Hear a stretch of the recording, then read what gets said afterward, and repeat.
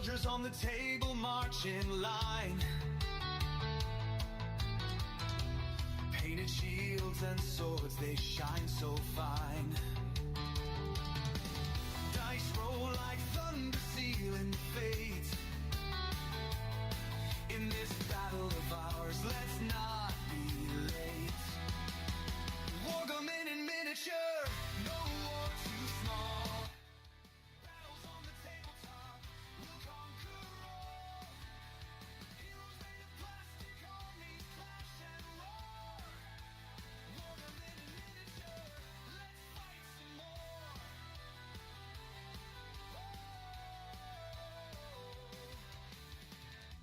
Kings and castles rise where soda can stood. Mountains made of books, it's a cardboard wood.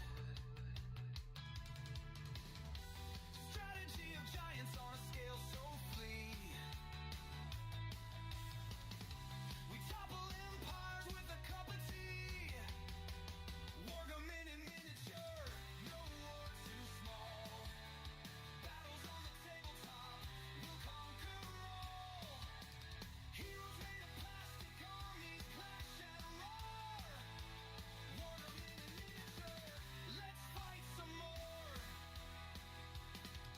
Battlegrounds in living rooms, legends unfold in the chaos of dice. Our stories are told from the rookies of war to generals wise. The fate of tiny worlds lies in our eyes.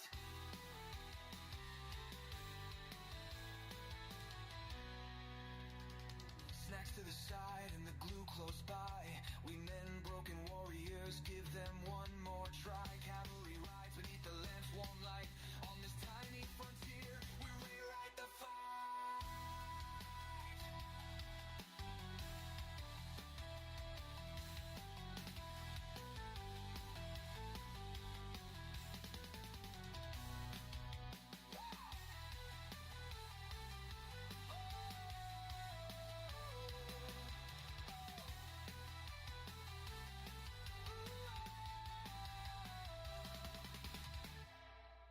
Wargaming in miniature, no war too small.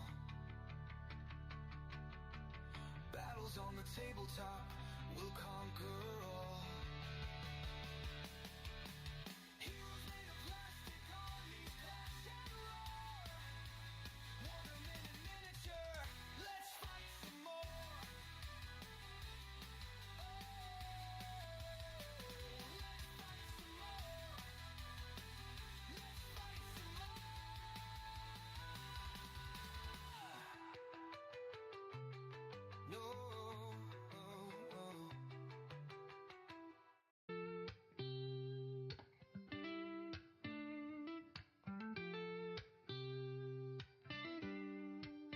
Tiny soldiers on a grand paper plane, rolling dice to echo cannons refrain. Hello everybody, this is Derek and I am coming back at you with some Roll20 where I'm still working on getting things set up. I had a little bit of a family issue I had to take care of. My wife needed me to drill some holes and that put me a little bit behind. So it looks like Gwyneth and Sanson are going to be the only ones in the game at start. Caradoc might show up later, but he has something going on with his family.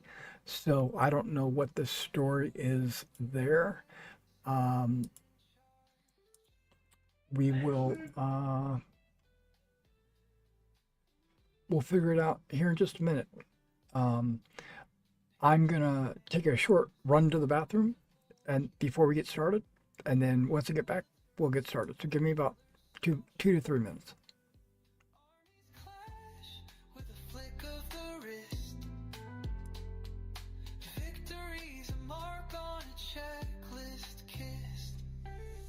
Are the drums of this parade of might. The board is the map, glowing soft through the night. Imagination ignites where the pieces collide. A universe unfolds we cannot hide. 100 battles fought in one single room. Victories blazing, entropy and gloom. Armies may fade, but spirits don't rest. In the heat of this game, we earners of trust.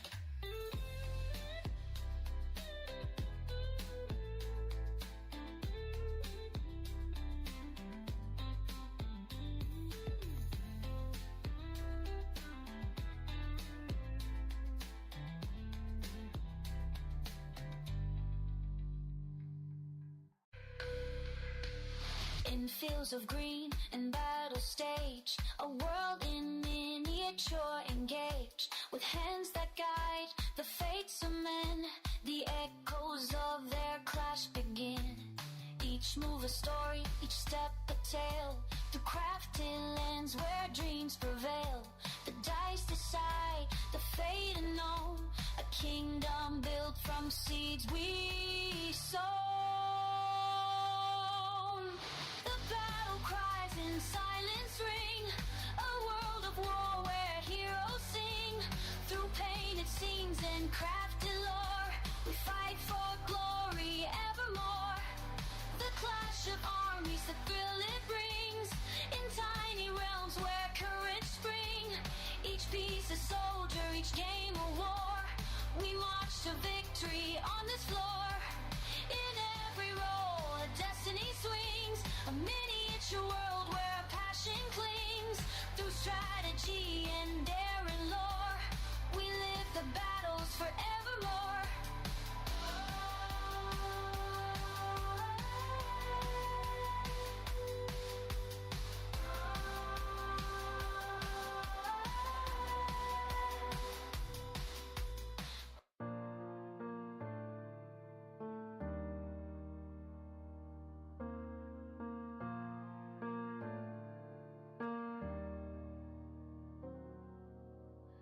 In the quiet of the battlefield's design, miniature armies march in line. Strategies unfold in measured time. Derek leads with a plan refined. The clash of forces under moonlit skies, echoes of history in their cries. A game reminds where tactics rise. Victory awaits where courage lies.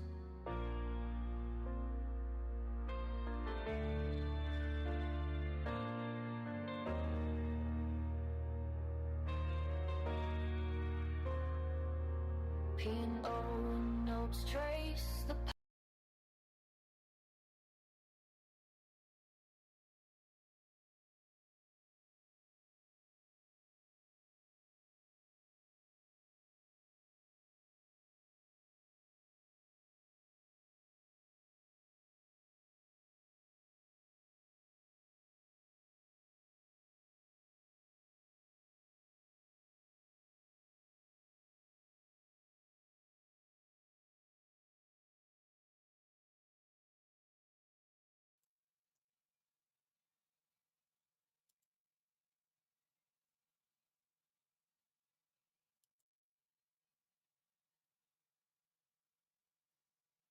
All right. I'm back. Um, there is a few things I wanted to go over with everyone, but since not everyone's here, I don't know what's up. Basically, what I wanted to do was talk about Thanksgiving because that's going to be on a Thursday night. So we'll not be playing. Thanksgiving's on the 27th, is that right? Um, I'm not sure. That sounds right. Yeah, so that's not next week, but the week after, I think we're going to have no game. Okay. Because, if it Thanksgiving and our game is Thursdays. Yeah. Um, I mean, we could always move the game one day, but there's no need for that. Just everybody have a good time with their family or whatever. Yeah. Um, we did have a player drop out. Um, Joseph. Yeah, the guy. I'm hearing. Yeah, I was hearing the TV or something. Joseph dropped out. Um, it just isn't his kind of a game, which I can understand that. I mean, it's this game isn't for everybody. It's well, it is for everybody, but not everybody enjoys it because I don't know. Everybody's got their preconceived um how do I say this? Including myself. Everybody has their uh hmm, I want to say like things they like to do, right? And if this game doesn't scratch that itch, then you're not going to have a good time. And so I get that. I get that. So Yeah. if, And if and I'd rather you say, "Hey, this isn't for me," than like sit there and try to force it to be something and make it awkward for everyone else. exactly, exactly, or to I think he. I mean, I really don't know the guy. What did we play like 3 sessions together or something like that? Right. So, but the 3 sessions I did play, I don't think that he was present. You know what I mean? I don't think he was not like me. Okay, when I'm playing with you in your dandy game, or if I'm playing, if I'm running a game, or if I'm playing in anybody else's game, I am sitting in front of my computer, staring at the monitor, hand on the mouse, hand on my keyboard, listening to what's going on, ready to say or talk to anybody that talks to me, knowing, constantly looking at my character sheet or fiddling with the map or whatever I'm doing. I'm always engaged with fully engaged. And I just don't feel like he was. I felt like he was getting up from his computer, walking away, doing things, listening maybe on a wireless headset, coming back when it was his turn, that kind of stuff. And um, I I don't think he fully understood or understands maybe role playing in general. I mean, I don't know. I just don't know. So I'm not gonna slander him or anything like that because I could be off base. But Right. I just felt like he wasn't fully engaged, and maybe and it's probably because he wasn't enjoying himself. That's kind of that one led to the other probably. And so hopefully, I said to him, I hope you go and find a game that you really enjoy and have a good time. I wish you all the luck and everything like that. But I don't know if you know this, but when you send a private message, I don't know exactly how he sent it, but he sent me a private message, right? And when I read it, I tried to respond and it sent me an error message. This is like the second or third time Discord has sent me an error message when I've tried to respond to a private message. And they're almost always say something like, um, this person is no longer on your server, or he's no longer on your friends list, or something like that. And I'm like, then why did I get his message? Maybe he sent it before he disconnected. I don't know. Yeah, that means they hit send and immediately like blocked you. or whatever. Or just left. Yeah, I don't think I don't think Yeah. any of these people blocked me. I don't think there's any reason to do Well, that. you can still message people without being friends, I believe. Because That- I've messaged some of the other players in the campaigns without friending them first. But are they on your server? Right. Yeah, he's not on the server anymore. Regardless, that means he sent it and immediately Yeah, left. bail. Right. That's what I figured. So he didn't get my Your response. yeah, like you're the coolest. Don't worry about it. We'll be okay. All right. Hey, at least something that I was running in the background is now closed. That's good. I was rendering a video and good. I got a new graphics card. So I heard. Yeah, and just running average, everyday, normal programs, I'm not noticing any difference. But when I jump into certain games, it's improved my experience. Okay. So did your old graphics card like die spectacularly, or did you just upgrade? I just upgraded, but Okay. it was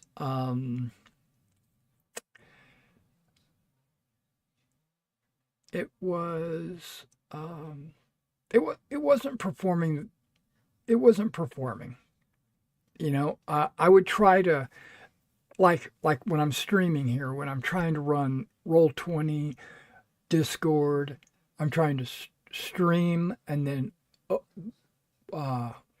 OBS and then open up files for the game and everything. It was struggling. Yeah. But now looking right now, everything seems to be running really smoothly. I'm very happy. Nice. Yeah.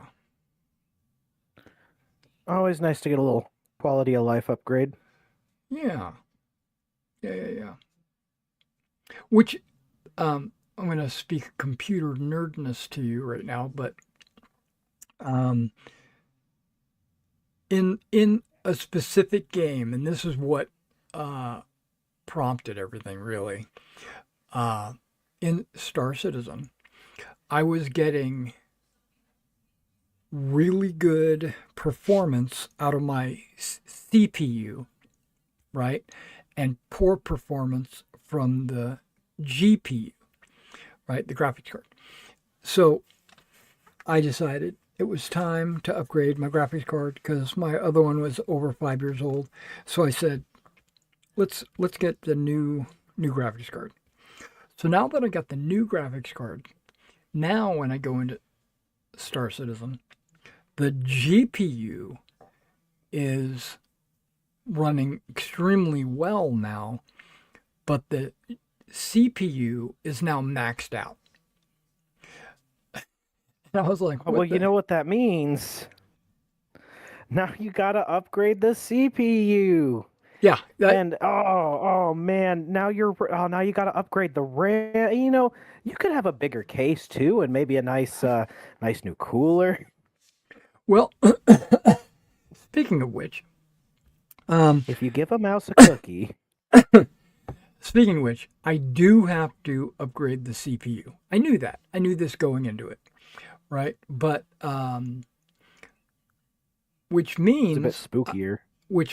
I have to upgrade the motherboard because Uh, the chip won't fit. The new ones don't fit my old motherboard, which means my cooling, because I have liquid cooling on my chip right now, liquid cooling will not fit on the new chip.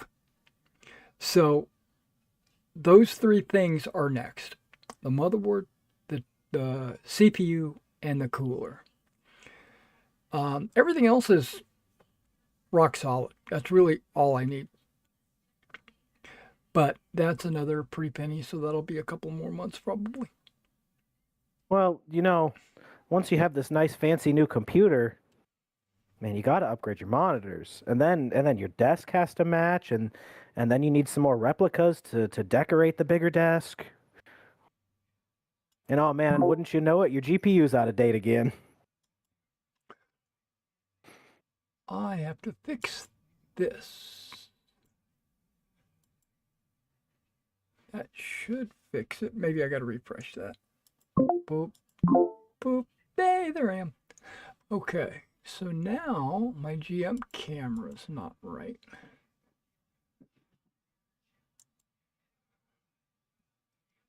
Um,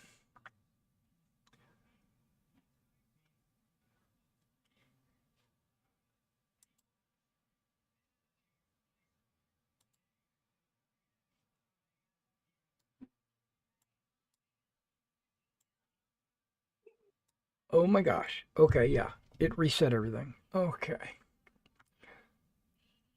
Yeah, that's part of the issue with the new graphics card too. It's like all my programs don't recognize the graphics card. I gotta go in and change which graphics card I'm using and all that, which is perfectly fine, but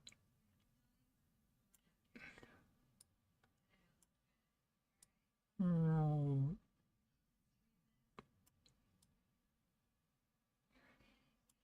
I'm in. All right, we're all good now.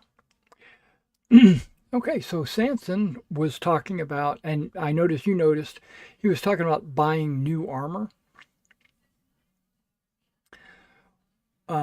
Yes.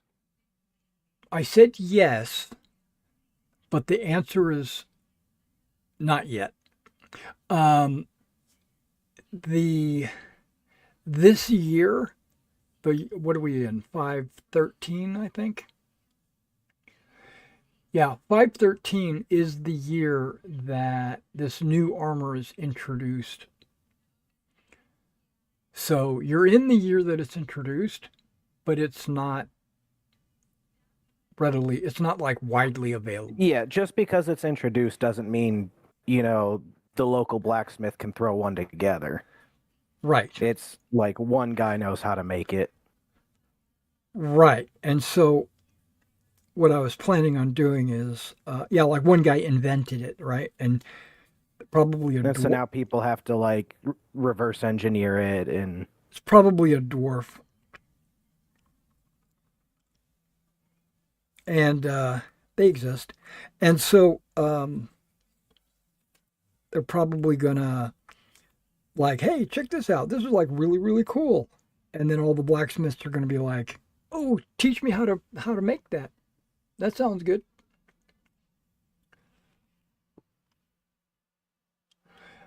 Sean, yes, Sean is on in chat waiting for the game to start. And the question is, nice, you've got your new graphics card going. Yeah, Sean, it's working. And I've even tested it in Star Citizen one night. I had like a 30 point FPS boost. I've been playing Star Citizen around 25 to 35 FPS, and now I'm getting upwards of 65 or so, which someone, namely Grok, told me that when you have a low graphics card utilization and a high CPU utilization, what that usually means is the graphics card is demanding more input from the CPU because it's basically waiting. It's like it's generating it and then waiting and generating and waiting. And so the CPU is having to work like overtime to try to keep up with the graphics card. So, but either way, it's still, hey, Shogun make it. All right, Shogun. How you doing, man? How are you? This daylight savings time probably messed me up. What time is it? How come you never put the time of start time on Roll20? It's actually in Roll20, and it doesn't need a start time because it's always the same. 7 o'clock. Always 7. Yeah, but you're thinking about time zones, so. No problem. Yeah, so whatever time is It it does help out to have the time there. is it 7:30 where you're at? Yeah. Yeah, so you're in the same time zone I am. So yeah, it's 7 p.m. But that's not always true. Like right now, we haven't even started. We've basically just been talking about computers and players. So we've been kind of just killing time, waiting, knowing that you were on your way.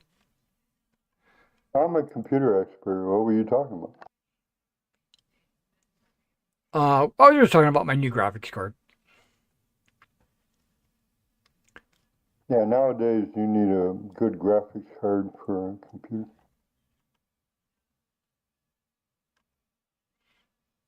Especially a high-end video game.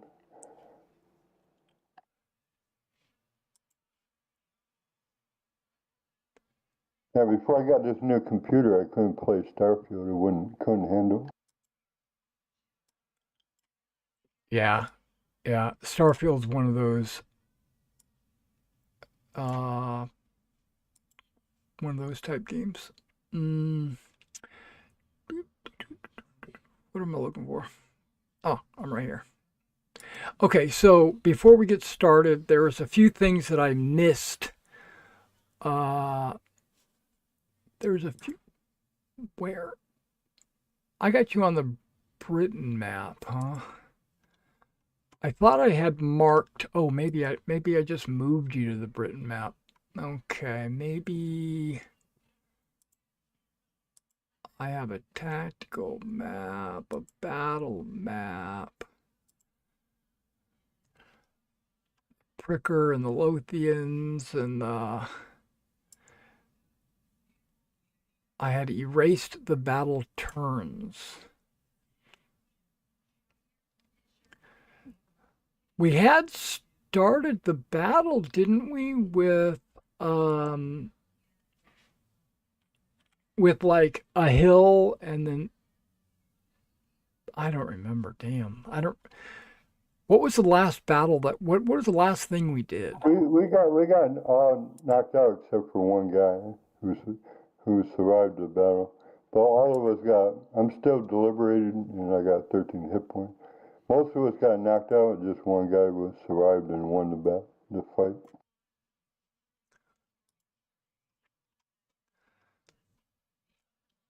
Yeah, you guys had just finished fighting King Ryan, right? The half giant, and you came back to camp, and then in the morning there was the battle, right? And then did we play a couple of rounds of that battle?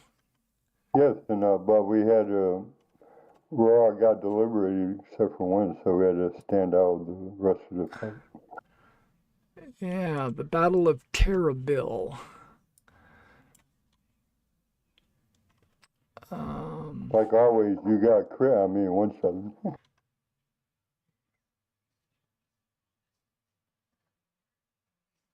But we only did what did we do? One round? Yeah, just one round, and we were all like freaking got wasted. Except for one guy, I think it was Caradoc. Yeah, Sir Caradoc. I got him.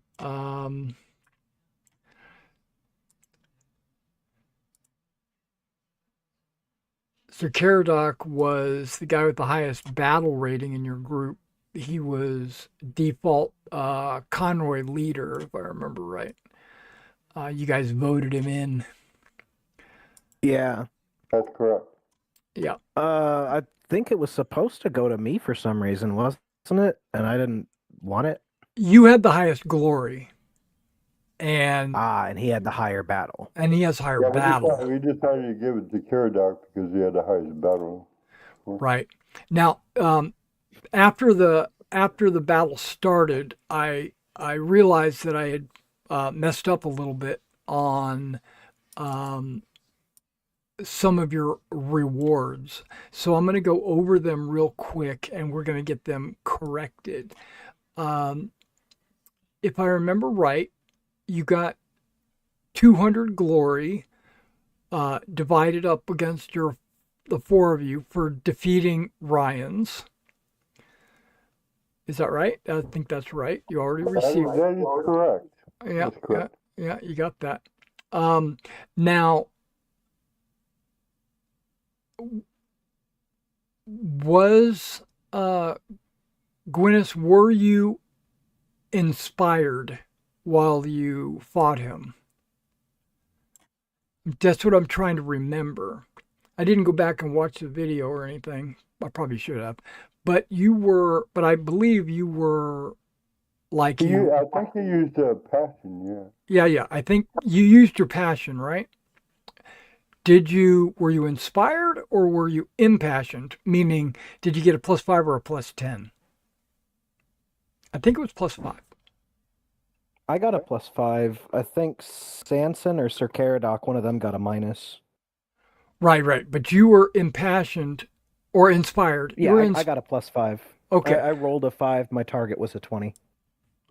There you go. So if you fought him while inspired, you get extra 100 glory. Oh, neat. Yeah. There you go. Yeah, I scrolled back up the rolls away while you were telling me about the graphics card so I could get caught up on what we were doing. All right. Now, and I saw that one. Now, did your party receive glory for returning Ryan's to Arthur? I think you did.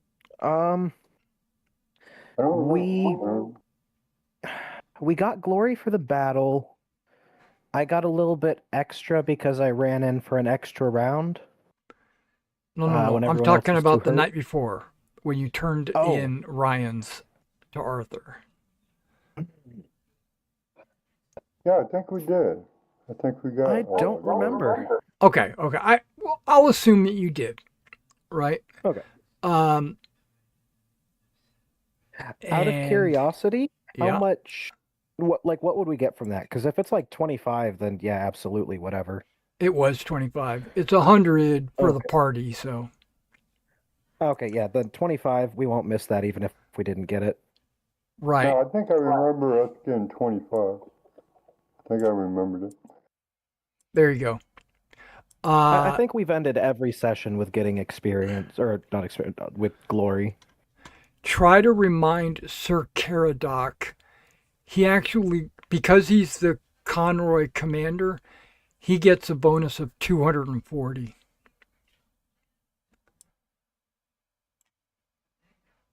Yeah, so I'm gonna put this in chat, and that way we can always scroll up and see it. Yeah. And then at the end of the Battle of Terrabil, you'll get everybody will get a certain amount of glory, but you also get which we already did, get your glory for the individual battles. Okay, so we'll get back to that, and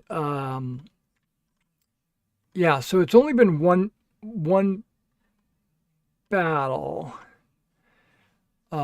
Who's tracking the morale of your group?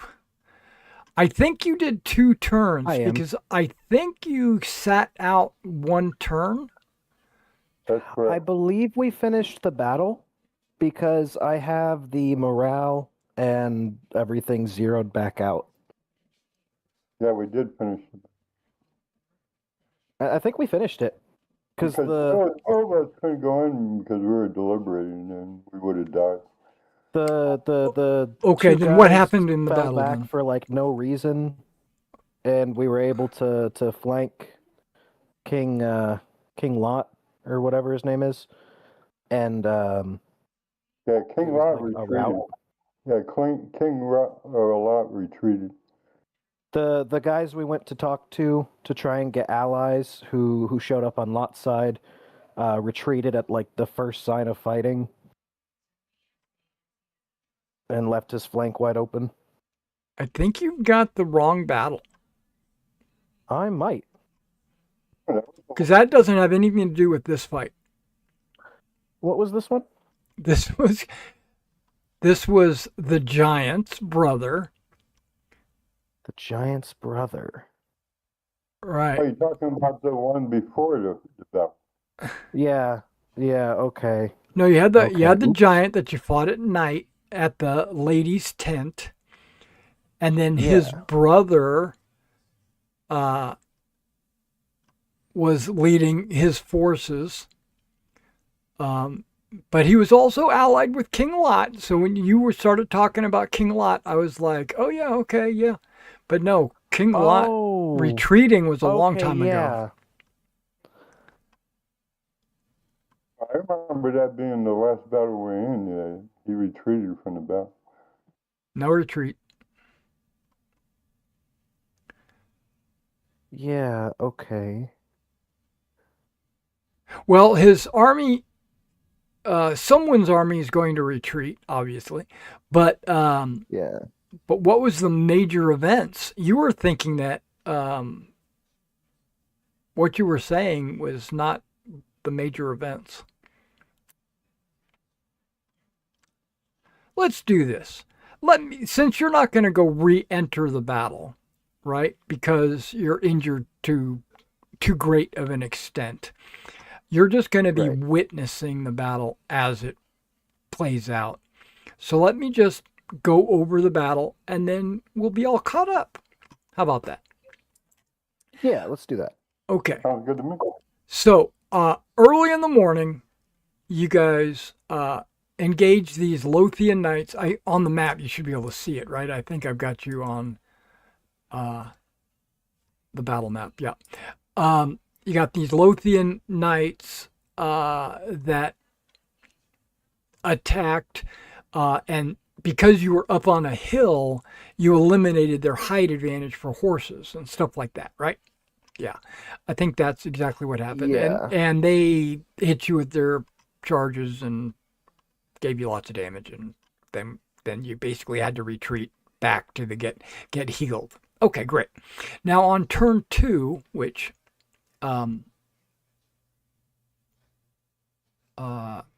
think of a turn as like an hour of fighting. It can fluctuate. It can be longer, but usually it's about an hour. On turn 2, 2 knights burst from cover and fall upon Lot's flank. Okay, just 2 knights. Killing knights and single-handedly scattering their foes like a storm. You are able to recognize these men. They are none other than Sir Balin, the Knight of Two Swords, and his brother, Sir Balan. So you got Balin and Balan. Are they twins? They are brothers. Yeah.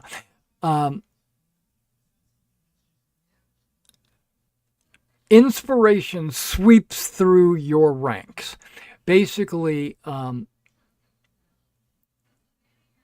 it's an impressive sight to see these 2 knights burst in from the side and just start laying the smackdown.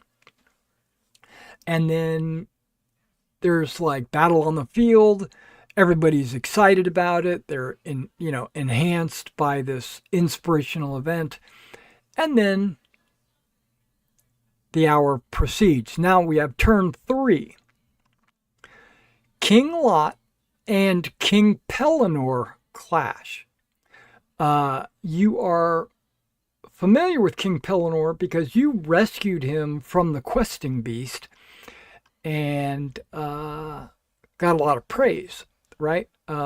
King Arthur tried to do it, but didn't know what the actual issue was. Merlin guided you to the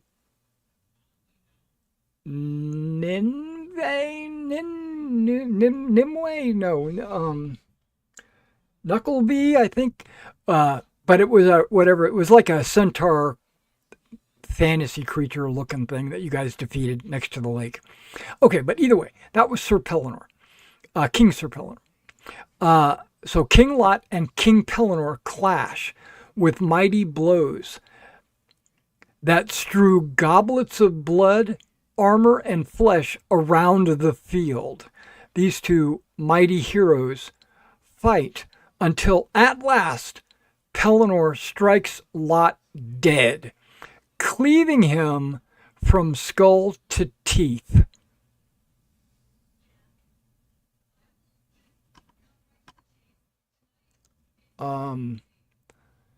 Yeah. That sounds yucky. Yeah, his sword goes in through the top of his helmet and doesn't come out until it reaches his jawline. Yeah, he is dead. The rebels are stunned for a moment, then either surrender or turn and flee.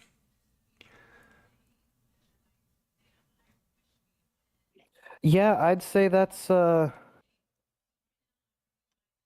pretty And then frightening thing to see. after the army kind of pursues him off of the battlefield, with Lot dead, this is the next turn. With Lot dead, his army routs off the field. And there was a lot of things throughout those turns that you could have done if you weren't so badly injured. Like participated or rescued captive knights or, fight the enemy commander yourself, that kind of stuff. But that never really transpired. Okay, so with the fight over, you get 120 glory for having participated in the Battle of Terrabil. This is not divided. Everybody gets 120.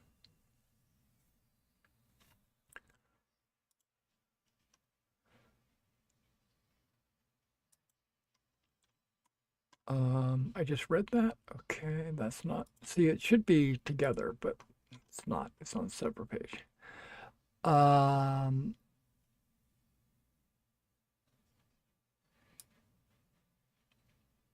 Okay, I'm also going to paste this because, or maybe I'm not. Maybe I've got all kinds of issues. Okay, try this. This will also be for Sir Caradoc.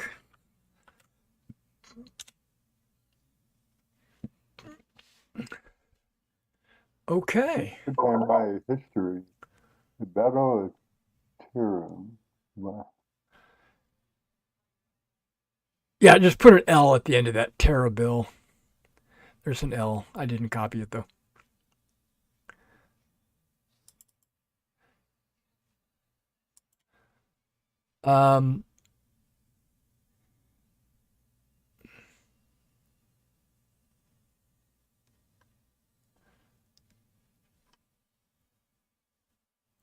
Okay. So this ends the battle. There is a lot of rejoicing and everybody's happy and proud of their work, and there's a lot of well wishers for you guys that are injured. Hopefully you guys can recover and over time and all that stuff. Merlin's nowhere to be found. It's one of those deals. So let's end this out. It says King Lot is dead. The Northern Rebellion is crushed. Arthur orders a magnificent tomb erected to cover the graves of the 12 enemy kings slain here.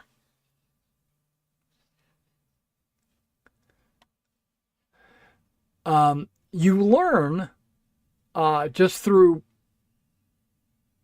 gossip and just information passed around in the camp that King Ryan's, the king you had captured and brought back to Arthur, was found dead. He was clapped in irons in a tent, held as prisoner, and the next time anybody went to see him, he was dead. He was assassinated. Possibly.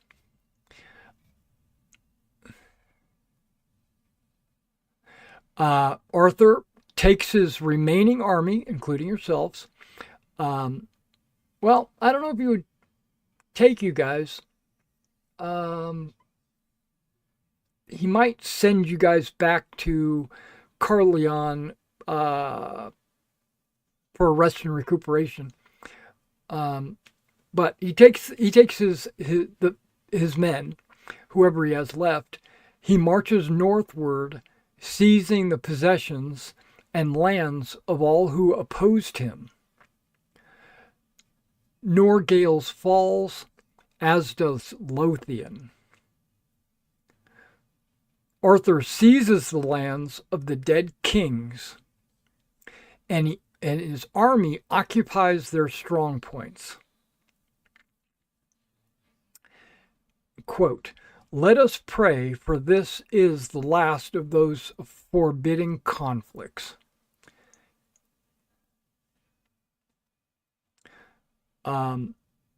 He says at the winter phase, great Yule log crackling in the hearth.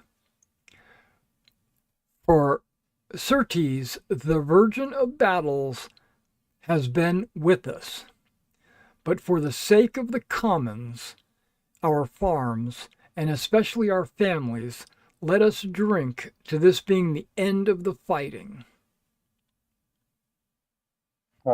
You can't forget about the Saxons. Huh? Oh, yeah, he has laws. He has people to deal with that.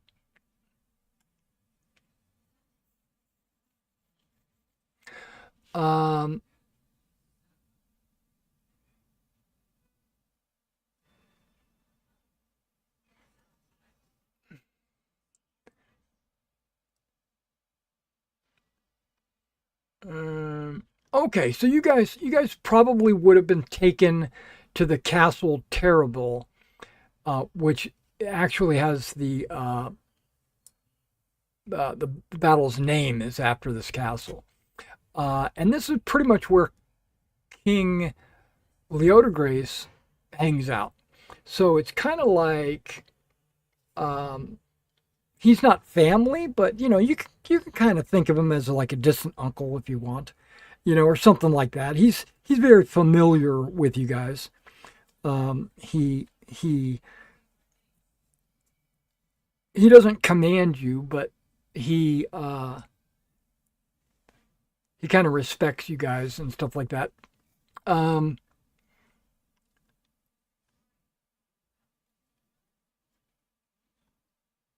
So you guys are in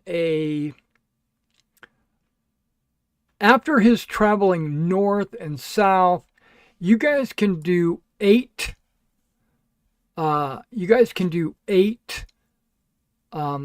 Kyrgyz rolls to improve your health. These Kyrgyz, you can do them one at a time, or you can do them all at once. Just roll 8d20 or whatever. Your target number is 18. So a 19 is a failure and a 20 is a fumble.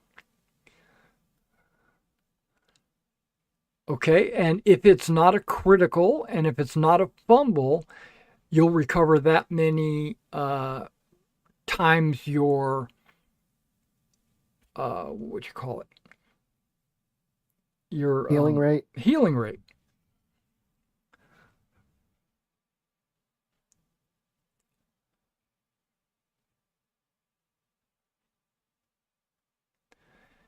Yeah, just do it 8 times. There's a fumble there, so that means you lose a D3 hit points. A couple of fumbles.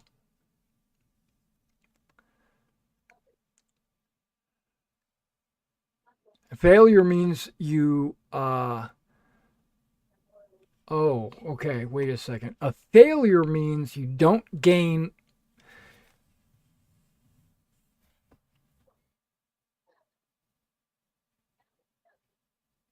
I, anything, but the I had fumble five means six. you lose points. I had Let's five try eight. not to talk over each other.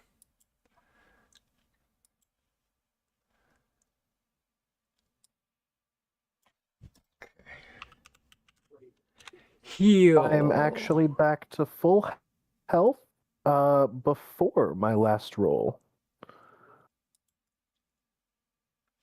That's good. Chirurgery. Here we go.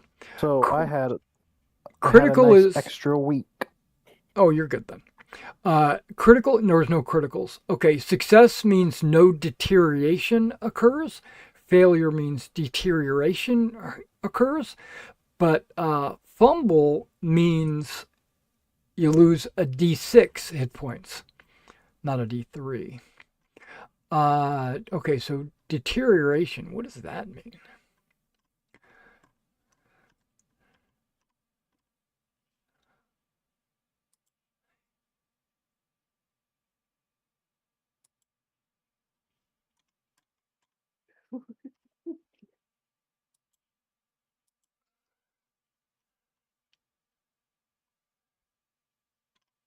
Okay, that's just how to determine the healing rate.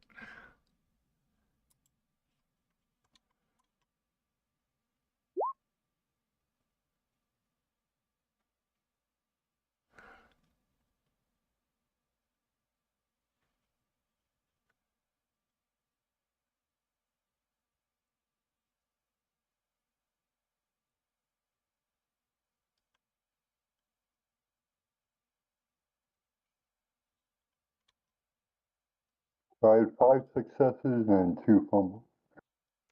Yeah, the fumbles are going to be minus D6. Yeah, I rolled them. All right, you're good then. Did you get all your hit points back? Oh no, No, probably I was not. waiting to see if you're going to figure it out. Oh, no. Because I don't know how much successes gives you. It gives you your healing rate and hit points back at the end of the week. Okay, let me see my healing. So 5 times 4 is 20. So the successes gave me 20, and fumble is minus 10. So that's 10. So I got 10 hit points back. Yeah, so you get 10 back. So you're at 23, which is more than half your hit points. So you can get rid of the debilitation. Yeah, I already. Okay.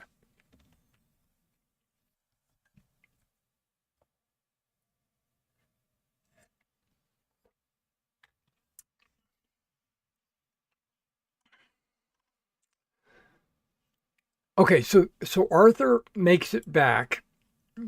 You guys are at the castle of Terrabil. I say terrible when it's Terrabil, but we'll call it terrible. You're in what's called a solar at the time. At the time this happens, you guys are together. You're in a solar. Sir Caradoc is with Arthur. They return from their journeys north. King Leodegrace is in the castle. You guys have been attended to by his chirurgeon. And then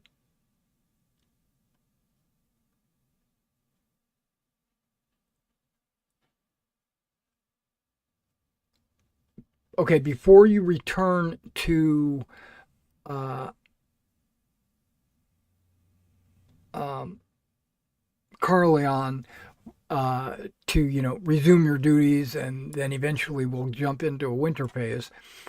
Before you guys get a chance to do that, it's late in the year, and you're in the solar of Castle Terrabil.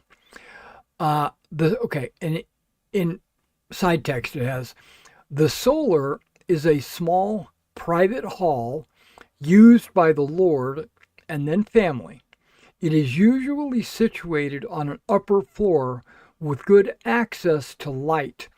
In many cases, solars are attached to the main hall and accessed from behind the dais. Okay, so basically think of it like a balcony that has light coming in from windows. And so you guys are kind of like in a walk above the main where the throne is and stuff like that. So you're present when King Leodegrace presents his daughter to Arthur as kind of a, I would like you to meet my daughter, kind of situation. This is the first time you've seen her. You've never seen this girl before. She's basically been sequestered or hidden away or protected from you vile knights that might you might take her virginity away or whatever. So when you see her, you immediately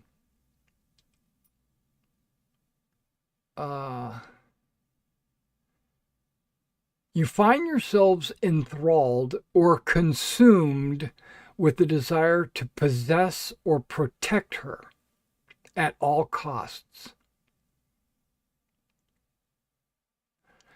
So, if you want, it says involuntary, but I'm not going to make it involuntary. I'm going to make it voluntary.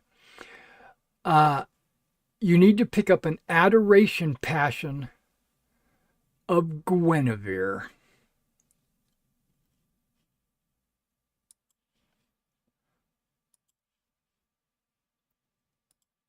So Guinevere has something called, it's a superpower.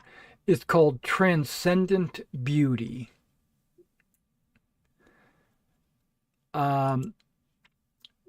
Characters with transcendent beauty are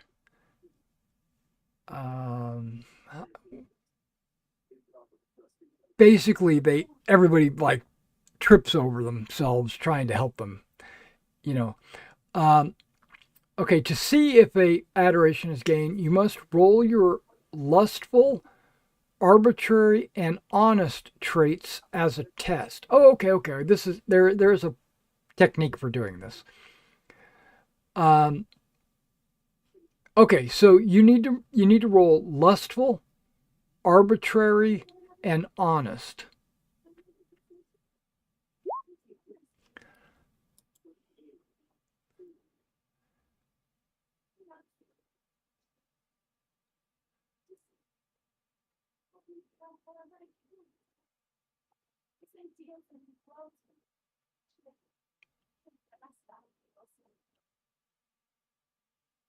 Looks like we got a fumble and a failure. Okay. If all three succeed, they overwhelm you. Okay, which they didn't succeed.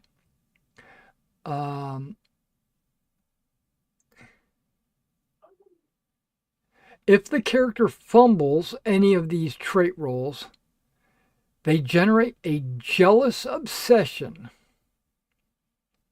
So it is considered a passion, but it's like a negative passion. You still have to put it down. Put jealous obsession Guinevere, and it has a value of 2d6. That's only if you fumbled, right? That is a fumble. Okay. Um,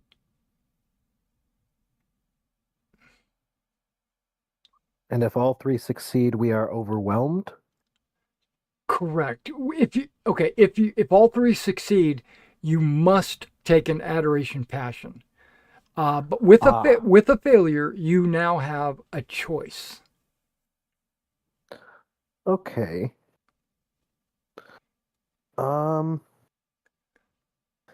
Let me. I Do was you looking do for- you already have an adoration passion? Yes. I think. Yes, I have 2. Okay.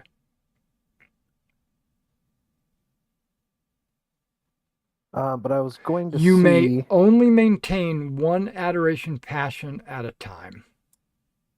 Oh, okay, good. I wanted to get rid of that one anyways.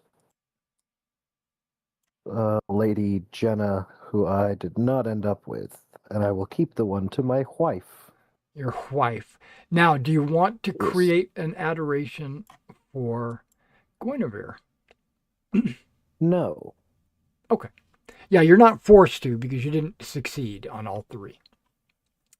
That would go against my religious vows.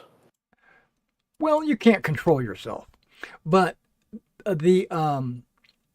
just to let you know, it would have been a d6 plus 10, Oh my goodness. and if it's not higher than your current adoration, you can ignore it. Okay, because what I rolled would have beaten Yeah, then you would have had to have by taken 1. it. You had to have, but you opted not to, so you're good. No. No, that was good that you Awesome. failed that arbitrary. What's arbitrary paired with again? I'm quite just. I have a 15 just. It says you would abandon your former beloved to the moon over the unearthly beauty and charisma of this perfect specimen. See, I saw her and I thought about it, and then I thought about my wife and daughter, and I went, oh, Right. keep it together, Gwyneth. You're like, what the heck am I thinking? Okay, so where do I have this? Guinevere, where are you at?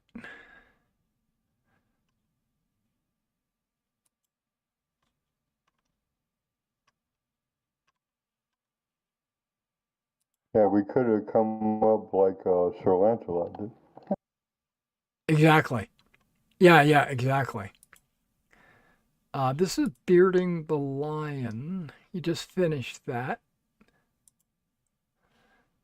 Transcending Beauty. Okay. Yeah, bear with me now. I probably put it under NPC characters. Personalities? No. Arthur's Court? Yeah. There we go.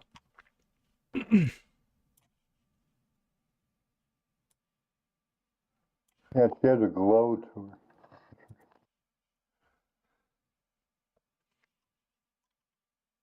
Yeah, so you witness the meeting of Arthur and Guinevere. And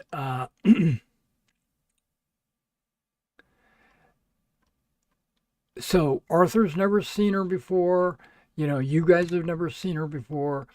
And what is clear to all that is present is that the boy king is instantly smitten with this princess. I wouldn't blame her. and he blushes and trips over his words to make small talk. Gone is all the royal dignity and high talk of chivalry. Here, instead, is an earnest young lad experiencing true love for the first time. Love at first sight. He passed all of his rolls. Perfection can fail you, my king. 25 glory for being present at the meeting of Arthur and Guinevere. So you can tell the tale when they met. 25 glory. You guys got a lot of glory tonight. Or I can still remember in the this sun year, I should say. glinting off her skin. That's right. Okay, so before we go into year 514, you guys do a big travel back to Carleon, and you go into the winter phase. Sanson, you don't need to make any more rolls. You can just go ahead and heal yourself up because the winter phase is a couple more months later. Yeah, and Merlin's present, so he can just kind of give you a little bit of that juice to get you taken care of, so you can be fully healed. Yeah, so let's go into the winter phase and get this taken care of before we move on to the next year. We kind of ended right before the winter phase, you know, the battle and all that. Okay, so let's see. Okay, good. I opened it up and widened it up. Where's the winter phase? Okay, good. I'm on the winter phase. Each of you get a solo encounter, right? A solo trait or passion kind of story. So that's a D20. We're going to get this started as soon as I pull up my rule book.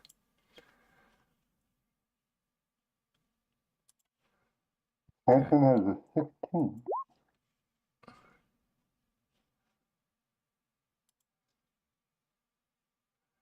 Okay, I must have closed my rule books. Give me a second.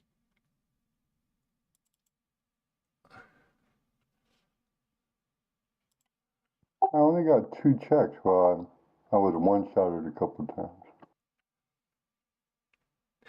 Don't forget the that fumble that you just made. Yeah, I already marked it.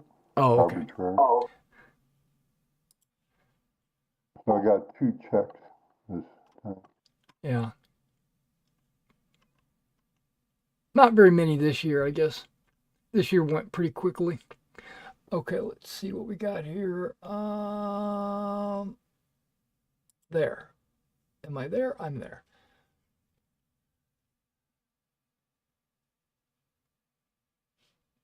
Wait. Got there we go. Personal events. What number did you say you got? 16. A 16. That's honor. So just go ahead and I believe you're going to be rolling straight up your honor, but let's double check.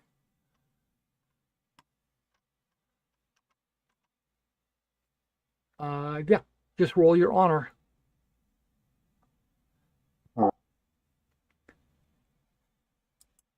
Success. It says put a check on it.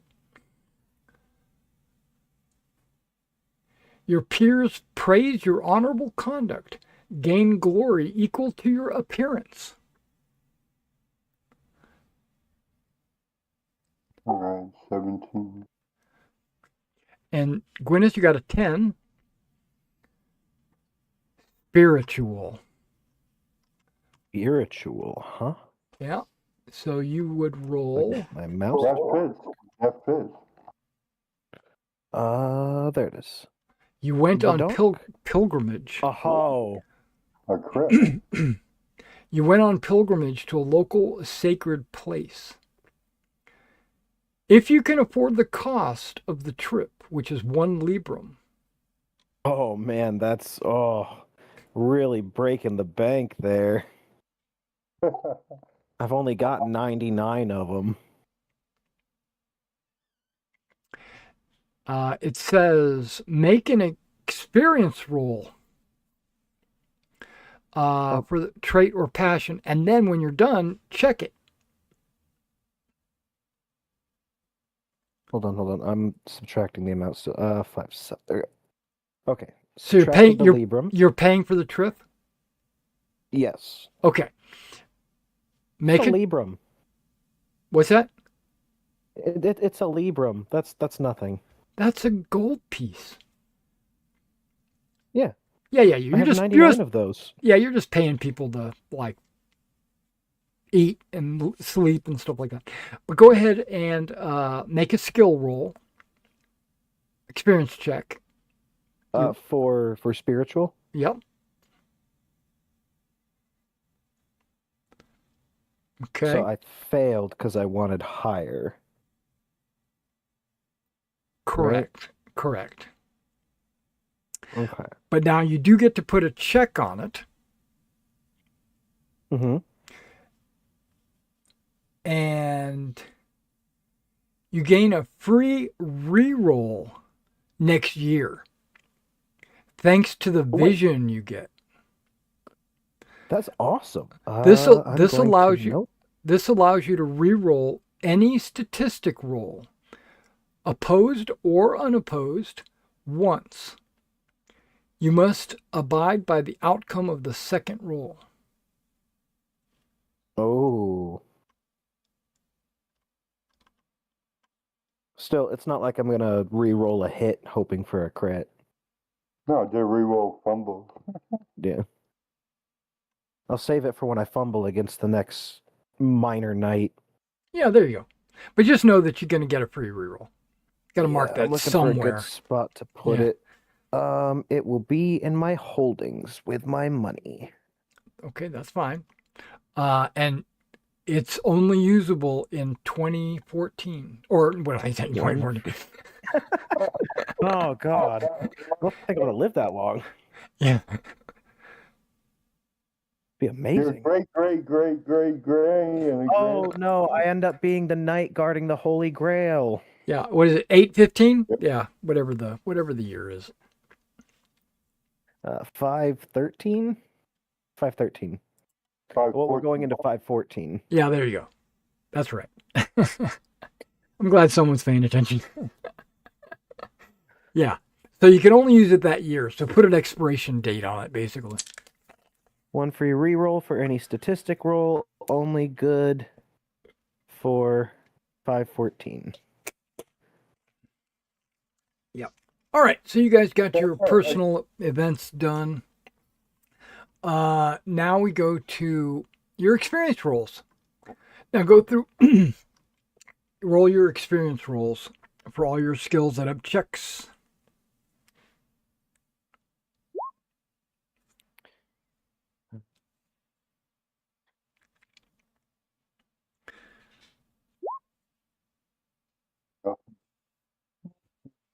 Oh, I rolled the wrong one. Supposed to be battle. Oh, my battle went up.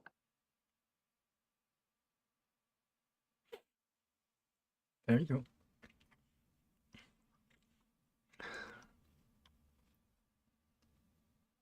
Okay, I got a question. Uh-huh. What's the process if I want to purchase better armor? Do they have armor merchants, or do I have to get blacksmiths and pay them to make it? Okay, we were talking about that before you showed up. Yeah. So what is happening is I'm sorry, I keep saying 20.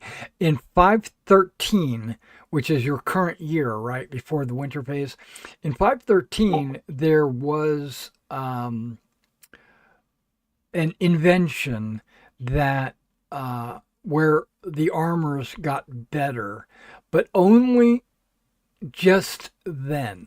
Like people just now starting to learn how to make this. And it is not widely known all around the island. You it's you no one ever can just go up to a shop and buy armor off the shelf. That is never an opportunity. You always have to get a blacksmith, an armor smith, or possibly some kind of uh, uh, like an armorer would need to like measure you and make it, and it's going to take him months upon months to well, no, if he's only making it for one person, it's not going to take that long. You can probably do the entire set in 1 month. So at this time, you can you can find someone that's able to make it and pay for it, but it's going to be after the winter phase. So think of it kind of like March or April, you would have that armor. I have no problem with that. All right. How much would it cost me? Yep, that's the question. Okay, let me see if I can find it. I think it's called advanced armor, but I need to find it for you. Huh?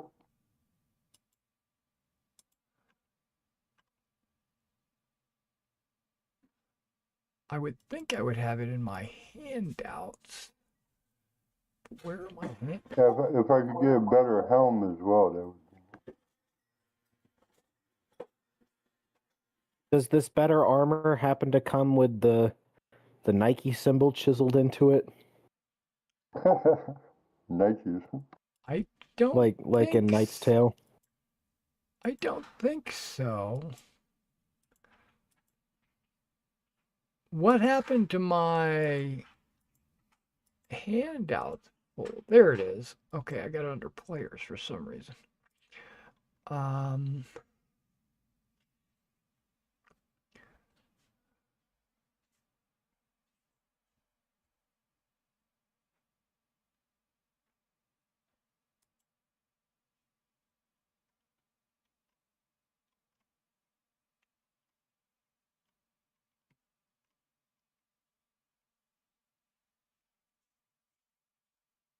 Okay, here we go. I'm going to show you the price list.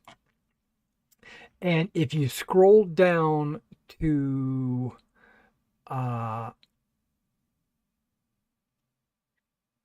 you have what's called an Akaton Hauberk, a nasal helm, right? That's a 2 Libram. And that is what you're basically issued. Now, if you want, there's what's called an advanced Hauberk. That costs 3 Librams alone. You can get an advanced nasal helm for 1 Libram. Yeah, see. But you would have to buy those, and that's not something that your that Arthur provides you. Yeah, no. So what that kind of means is, if you lose it, then you'd have to buy it again. But you would expect that. So I should have armor values, right? Maybe that's not there. Maybe because you don't want to buy an advanced something if it's not going to give you any bonuses, Yeah, I would think. Right? Yeah, all right. I mean, maybe. Let's see. Advanced Hauberk provides 7 instead of 6. So it's a 1-point advantage. That's fine. And the helm? the advanced nasal helm is also a 1 point advantage. Okay, both of them are. Yeah, so if you get both, you get basically 2 points of armor, right? Because you'll have an Akaton, which is 2. You'll have. Now, if you wanted, you could buy a Gambazon instead of an Akaton. What is a fairy horse? It's a fairy horse. It's incredibly expensive. Yeah. You can't buy a fairy. You can't just go to the elves and say, hey, I want to buy one of your horses. Okay, so the Gambazon, if you wanted to switch your Akaton, which is like a thin Gambazon, if you want to thicken your padding up, you can do that. And that's actually a 2-point jump.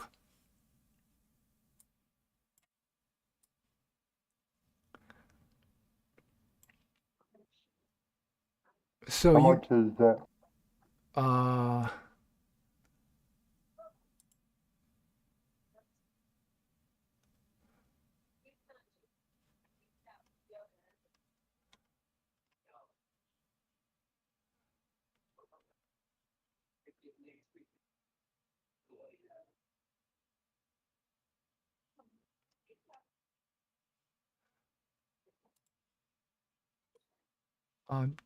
did I close the price list on my page? I guess I did.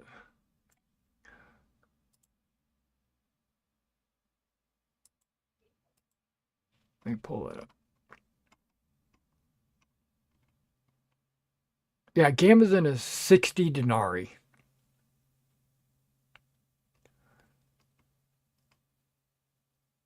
I mean silver. Yeah.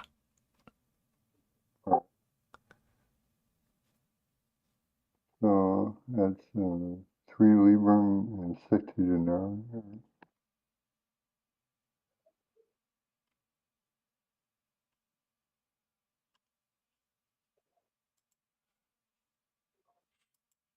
Yeah. Plate armor is not a thing yet. But an advanced Akaton is like, or advanced hauberk is basically, instead of just coiling the rings into the chainmail, they're now riveting every single little link so they don't come apart. It's like an advanced technique. Yeah, so let's get back to the winter phase. You guys just did your there it is.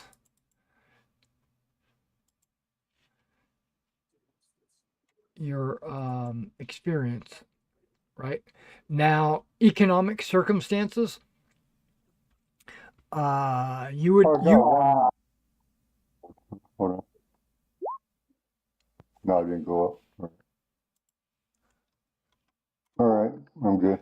Yeah, so you two would get normally, because you're both married, you get 6 librum a year, but you have to spend 1 librum on your outfit. So if you don't have to, you can keep that librum and then have like old and dirty clothing for the year, or you can spend it. So you basically have 5 librum, and that's like your yearly salary. I don't think it's going to make us rich. 1 librum. No. Don't forget to add a year of age to both yourself and your squire.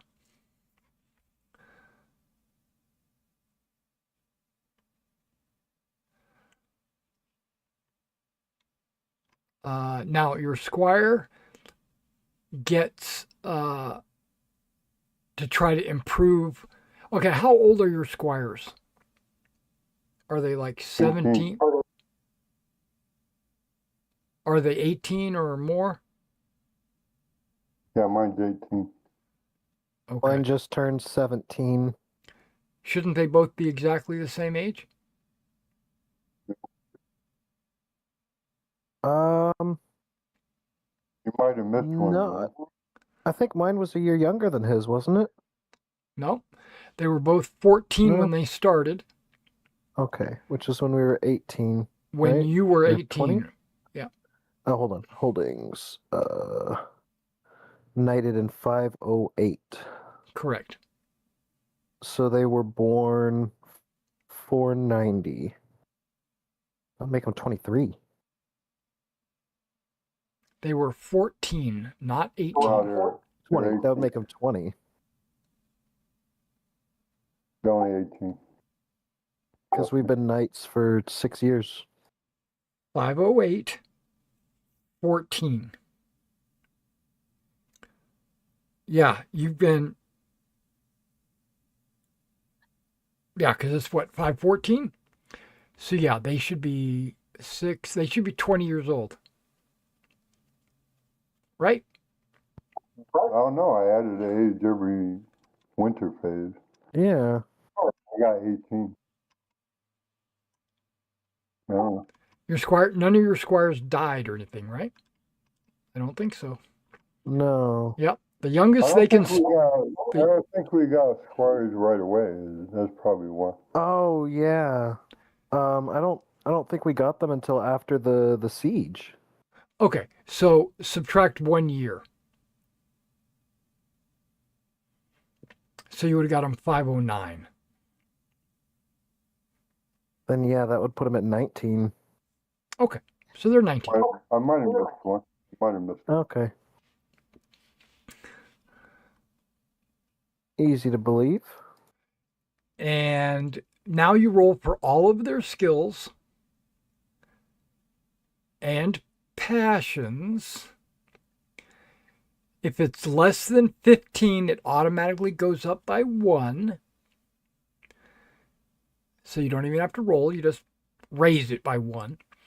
If it's a number between 15 and 20, you have to roll. And for it to go up, you have to roll a 17 to 20.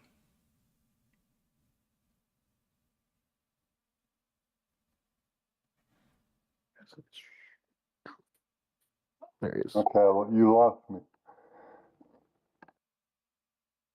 You see, this said below 15, then you say above 15. So which one is it?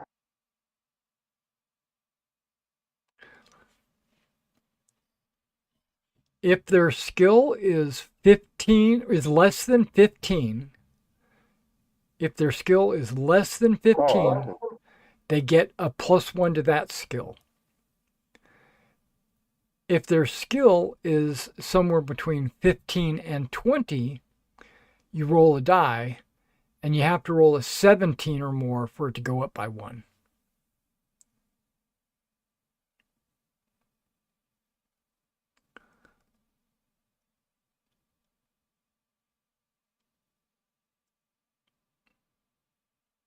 nope, none.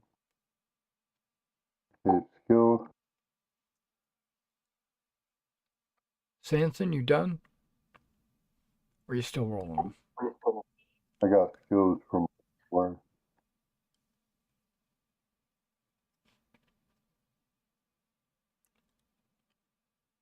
You don't need to roll for Kyurgery or yeah, you don't I roll got for, it, I got it. How about if you get a crit?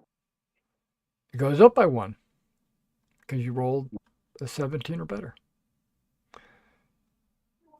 These aren't skill rolls, these are experience rolls. Yeah. There's no crit or fumble.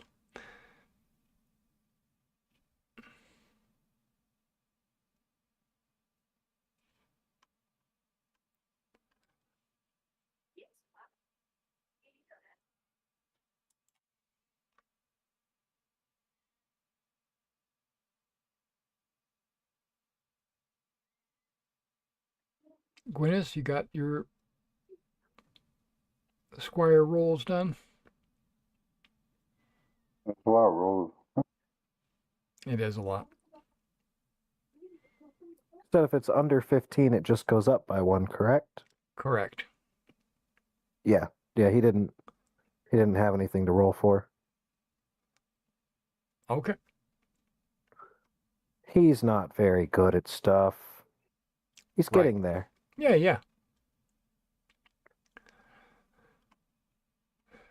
Okay, once you get all those rolls out of the way, then you go to your personal and you get to choose one of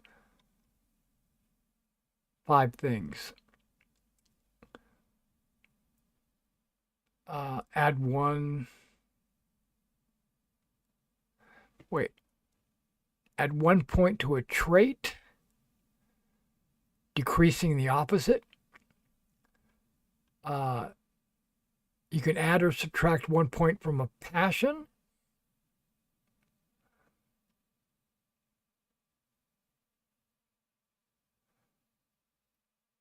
Um,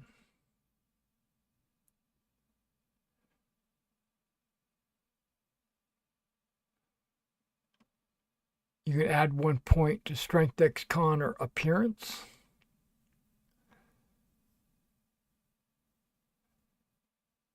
You can train skills up to 15 by 6 points, spreading them around. Or if it's over 15, you can get 1 up to a 20.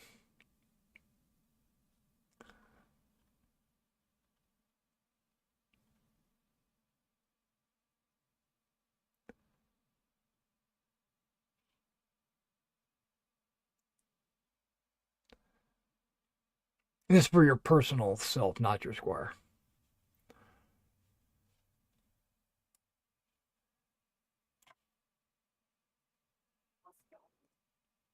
I'm going to get the 6 points.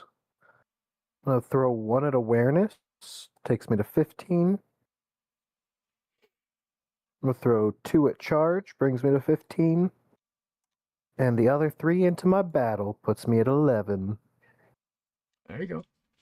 Nice, nice, nice. All my fighting skills that I actually use are at 15 now. Good, Getting well-rounded. decent. Yeah, well-rounded. Just gotten beaten up a lot.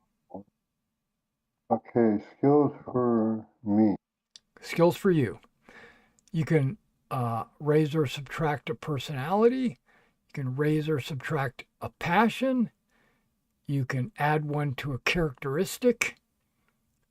You can train 6 points up to 15, or you can train 1 skill over 15, up to a total of 20.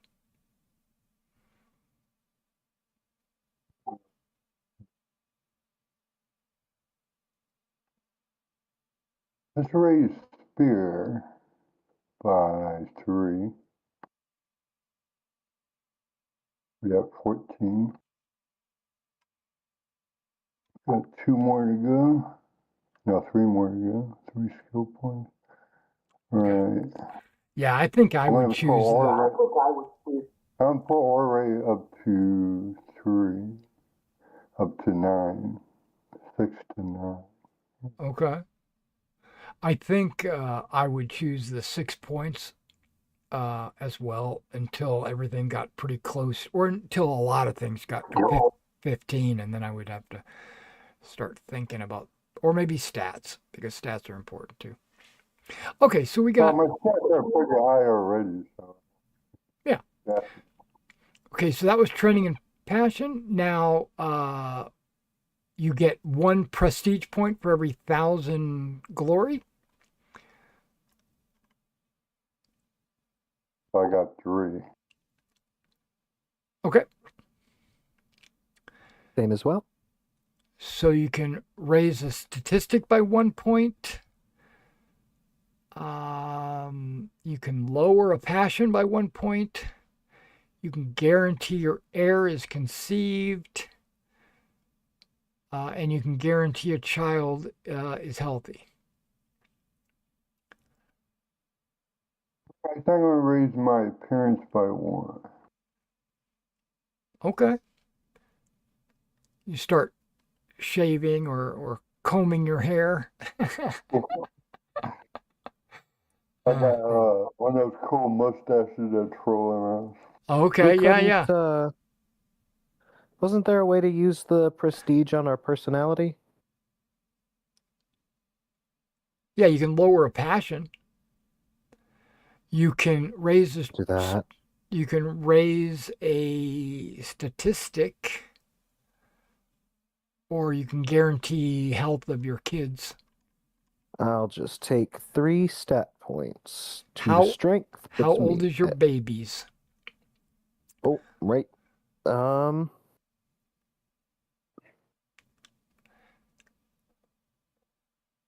You've already so added an age to them, so if they were 4 before you she is looked, 4. okay. So you have to roll to see if your child dies. Okay, it was a D20, right? It is. Okay, 10. that's alive. It takes a 1 for the My child to baby's die. alive. Yeah. It would take a 1 in 20 chance.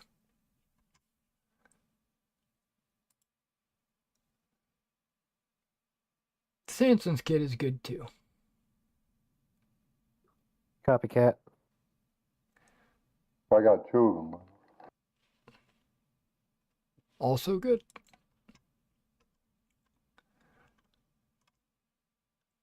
I got 1 out of wedlock and 1 from my.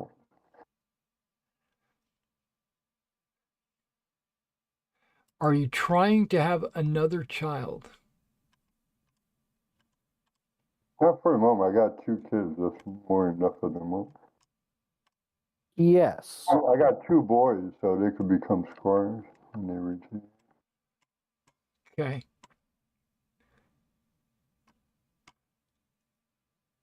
I don't think I need any more babies right now. No more babies? For now, anyway, right? I don't think they have contraception, so it might not be choice. You know. Well, you have your heir. Unless we abstain.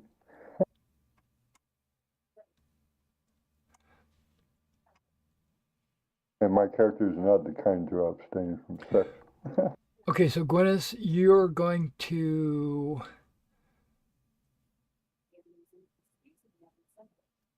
um, uh, are you spending a prestige to guarantee a healthy childbirth? No. Was that a yes or a no? Sorry. No, I am not. Okay.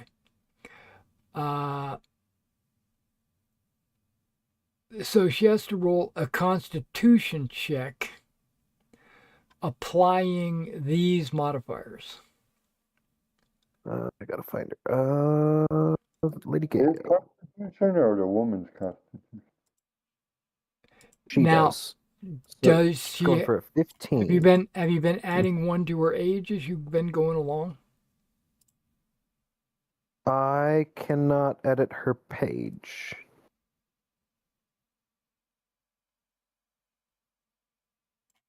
So that would be a no. No. But it says born in 484, so she is 30. Okay. So she does not get a minus for being over 35.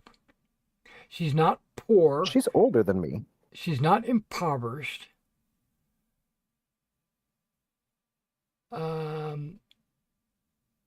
She did not have a child last year, so there's no minuses. Just make a con check. Okay. Oh. I think. Does this count as 514? Can I use my reroll? No. Darn. That is a fumble. Okay. No, miscarriage. Oh well. Okay, if there was a child born, wait.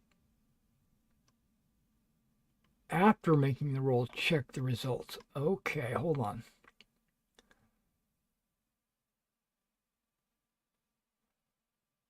Okay, so she's just barren this year. A lot of trying, but no success. At least it wasn't a miscarriage or a complication. Could have been worse.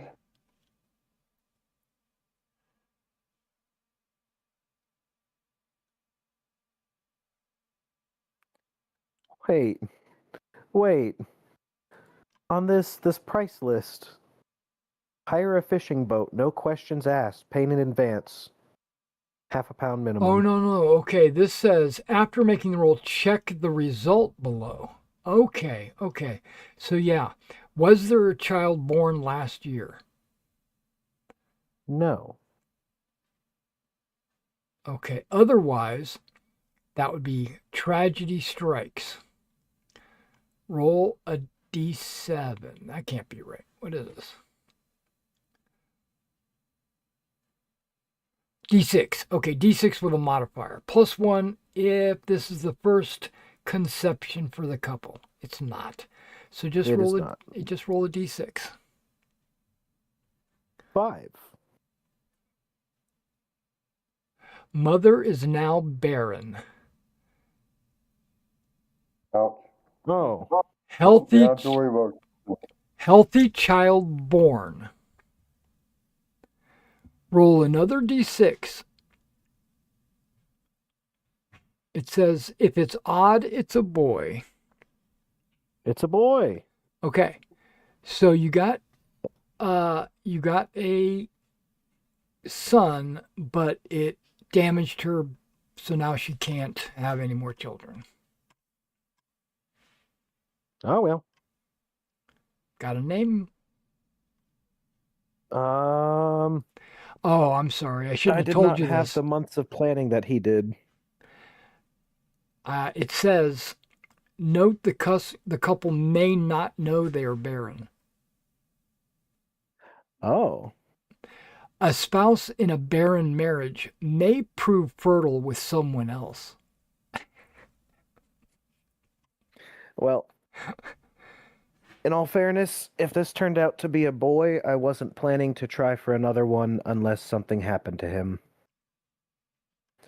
Right. So I wouldn't have found out ever anyways, hopefully. So you will let us know when the month is over for the armor, right? Yeah, I'll let you know when yeah. All right. So you paid for it. You found an armor. He said he learned it from a passing armor. You know, they every now and then they'll have a little share of knowledge and stuff like that. And he was able to learn it.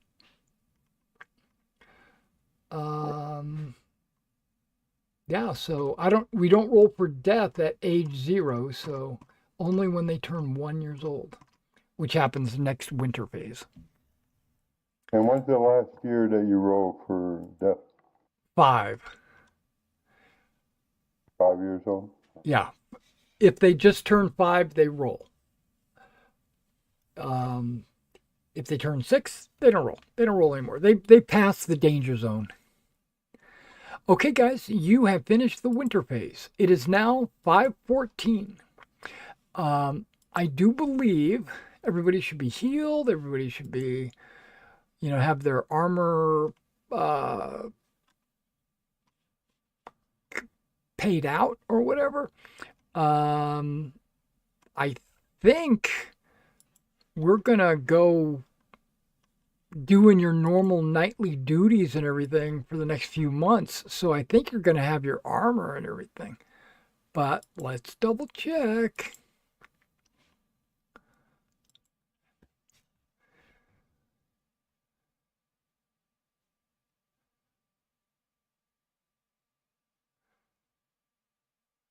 Um,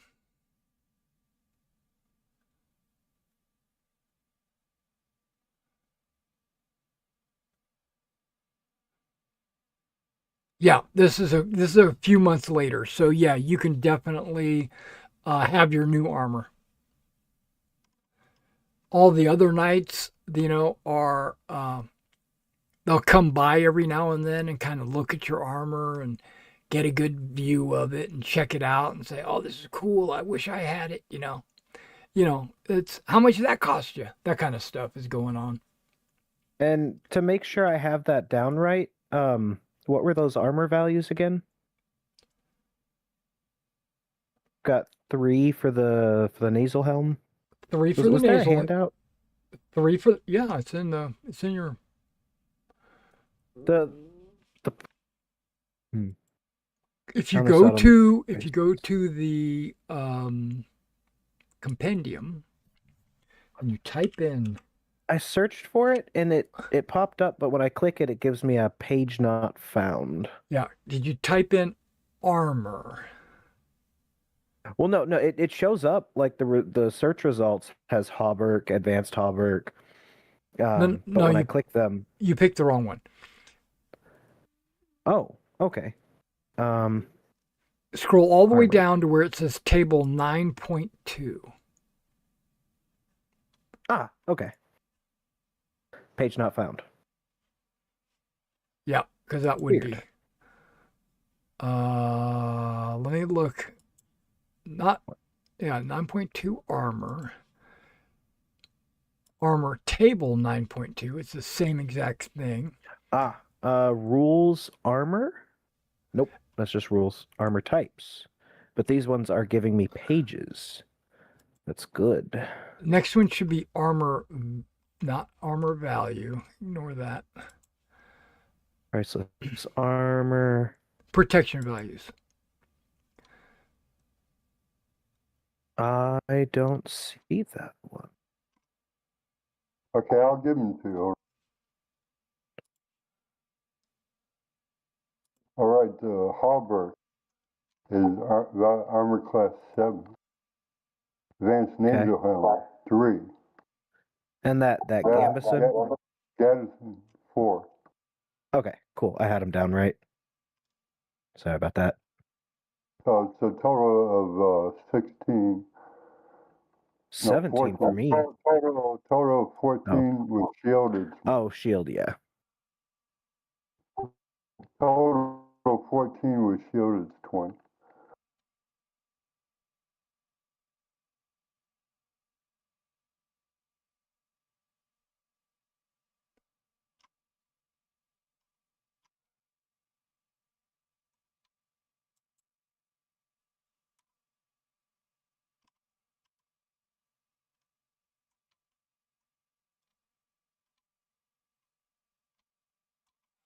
All right, we're ready to do battle again. Probably the Saxons. This north is already down. Okay, so you guys are with your squires on your horses out of the city gates, returning home from a visit to a neighboring village. Basically, you just it's kind of like a periodically you guys are going to go out on patrol, look around for bandits or whatever. Basically, it's a routine patrol, and you guys are out there, and now you're on your way home, right? This is probably April-ish, somewhere in that neighborhood. Okay, so you find yourself on the road to Carleon once again. This time, happily. The reason for your journey is one of peace rather than war. After many back and forth exchanges between envoys and diplomats, the High King has agreed to marry the daughter of King Leodegrace of Cameliard, the Lady Guinevere. So they're engaged. You have heard lots of gossip about the upcoming nuptials. Everyone knows King Leodegrace is sending the round table of King Uther as a wedding gift. This is a massive circular table which Uther Pendragon occasionally used for meetings with his lords. There are rumors that King Arthur intends to found an order of knighthood in commemoration of this gift. The suitability of the match has been much discussed, with some averring the Cameliard princess has captured the young king's heart, and they are marrying for love, while others insist it is simply a strategic alliance and love has nothing to do with it, as with most marriages amongst the nobility. Most marriages is all about, not love. Okay, a successful intrigue roll. Bum, bum, bum. Intrigue.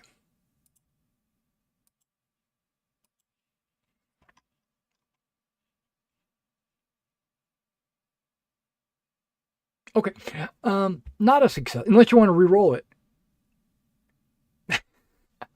No.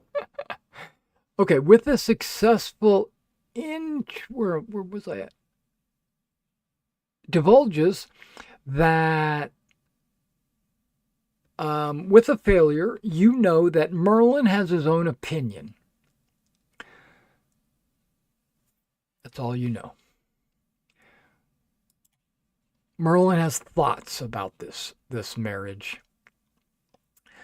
All right, that was page 1.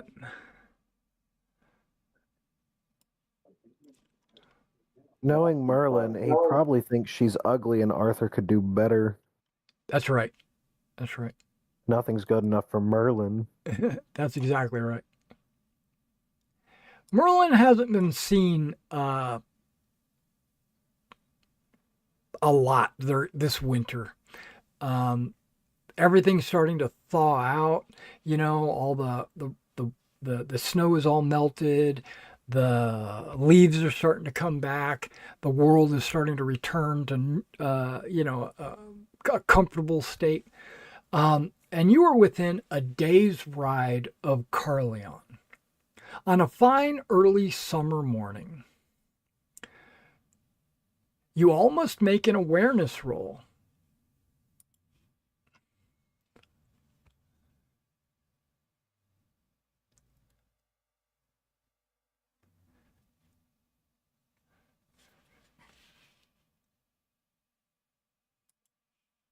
Success.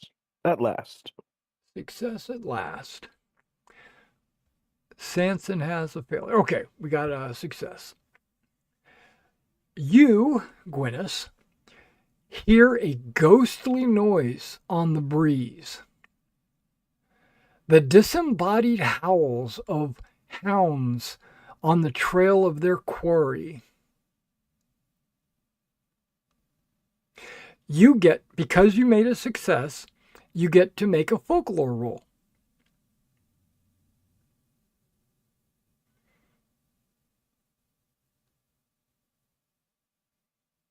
I don't know what's going on with. I know this one. I don't know what's going on with my roll 20. It's all flashing. Did you get a 2? I got a success, yes. Okay. Okay, it's showing up on my stream, but it took, okay, just now showed up on my monitor. Something's going on. Maybe that has something to do with my sync. I'm going to have to turn that off. Okay, but either way, you succeeded. So you immediately think of, and I'm going to use air quotes, the dreaded wild hunt. Okay, so let's recap here. You hear ghostly noise on the breeze, the disembodied howls of hounds on the trail of their quarry, which you immediately think of the dreaded wild hunt. Again, flashbacks from The Witcher. Soon after, everyone hears the sounds of the great creature drawing near. Okay, so everyone hears this cacophony, I guess is what a word for it. Basically, it's getting louder and louder and louder, and now everyone can hear it. So that what that means is everyone has to make a valorous test. That's everybody. Uh-oh. Someone's not being valorous. Oh, somebody. I think Well, I think you will find that I was valorous because I used my reroll. Oh, I can put okay. a Okay. check by valor. Well, you can just mark that reroll down as being Yep. used. Or I just don't want to delete have it. to worry about it. That's right. Get rid of it. Well, at least you succeeded on your valorous. It looks like Sanson might not have made it. Any player who is thinking of the wild hunt suffers a -5.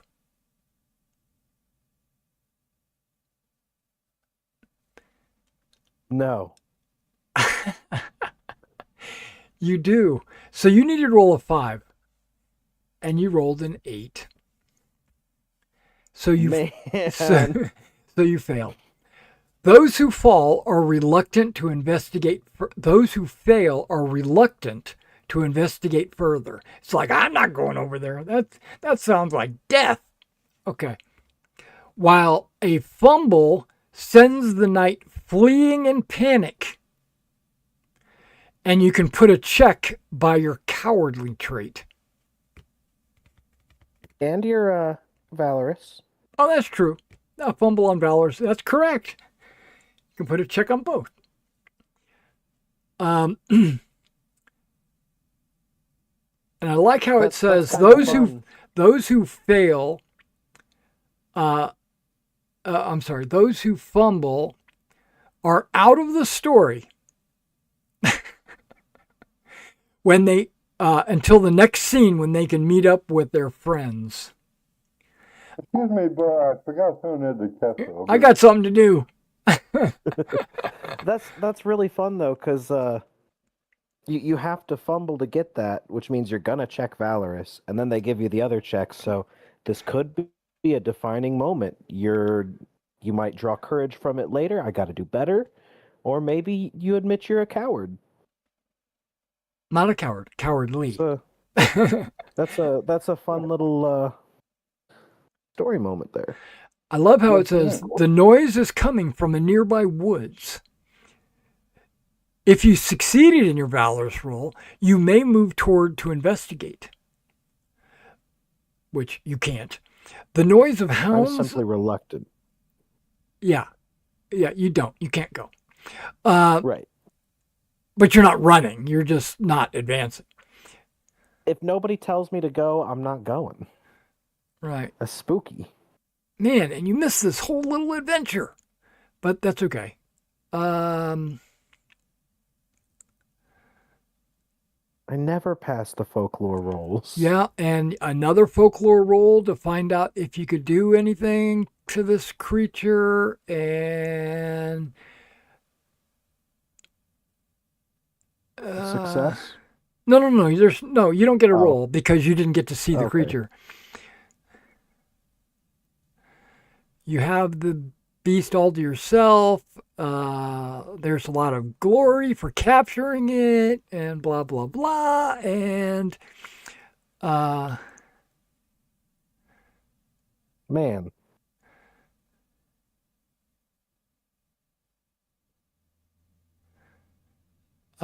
You don't have to make a selfish roll. You don't have to make stealth. You don't have to pick an avarice accession. You don't get to pursue it using the speed of your horse.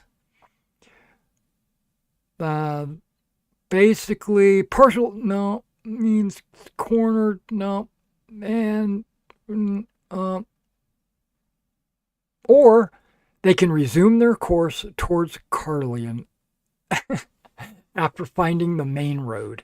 Okay, so I can just close that whole thing. It didn't even happen. Wow. That's kind of harsh. Yeah. Oh well. That's What happened? that's why you want to have a higher valors. Man, that's You want to be brave. it's one of the ones I have to bring up for like all of the different types of knight too. It's like my one lowest one. Or you maybe should have tried to invoke a passion. But that's okay. Things like that don't I got 16 valors and I still failed. that's nobody's I perfect. didn't I didn't think that was gonna be a make or break one. Ah well. It says after encountering the quote unquote beast, I'm just going to call it a beast, you may be separated. Some having fled, others pressing on, still others lost in the woods. Suffice it to say, despite your best efforts, you find yourself still on the road as the day wears on. Eventually, they reunite. You reunite as you catch your first glimpse of Carleon's mighty Roman walls and the cyclopean eminence of the giant's tower. They hear every church bell in the city ringing out. You have missed the wedding ceremony. Sorry, Gwen, I left one of my pauldrons in my room. No matter, you will arrive in time for the feast, which is bound to last all day and well into the night. Within sights of the gates, you spot a knight riding hell for leather away from the city. He is too distant to make out much more in the way of detail than the fact he wears a black surcoat and rides a black charger.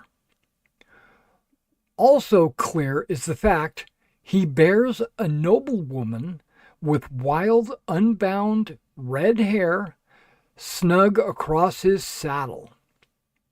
And judging from her kicking and screaming, she is being borne away against her will. Oh, that's not going to happen. Let's chase him down, Gwen. And he's riding towards us? Sort of, yeah. Oh, He's yeah, riding yeah, away. going He's riding. straight to It him. just says he's riding away from the city. He's too Right. distant to make more than much detail. Okay, so Sanson spurs his horse on like he's planning on going on pursuit. What about you? Oh yeah, no. Pedal to the metal. Okay, so now you have to roll against your horse's movement rate.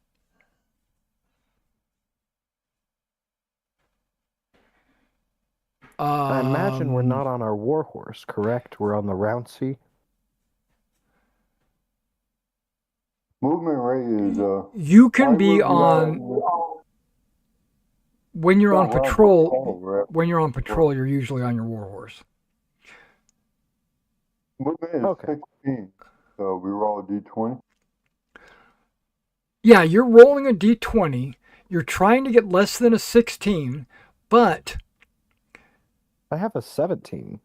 or how Or is was that that? the Rouncy maybe? Most likely you would have a 16 on a war horse. Okay. But I rolled a 2. it's in competition with him. He doesn't roll, he just has an 11. So that means you're trying to beat an 11, but still keep it under your speed. Well, then beat 11. Okay, so that's But I'm faster than Sanson. okay. So you both fail because you guys got to beat an 11. It's his is reduced, opposing the movement rate of the Black Knight steed. Normally a 16, it's reduced to 11 due to the lady's added weight and her furious thrashings throwing off his balance. So, win, a partial success, that's what you guys have, a loss, and a fumble. A win. It says a win. Shouldn't that be a critical? No, you didn't win because you didn't get over 11. Okay, so a partial success keeps up with the Black Knight and adds a +5 bonus to further movement rate rolls to catch him. Okay, so basically you're able to keep up with him. So it'd be another roll. You're still trying to beat an 11, but remember you get a +5.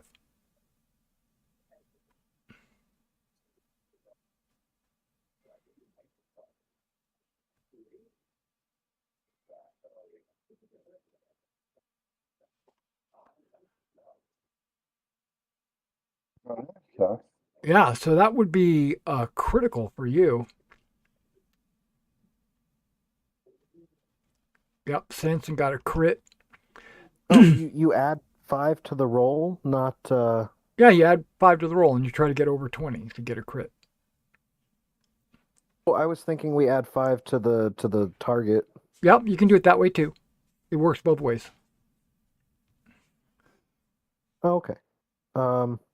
Then I got a 12. Right, which is also more than his 11. Okay, so a loss, a fumble. Okay, so you guys are able to. Your squires are lagging way behind. They're on roundsies. Okay, and they're not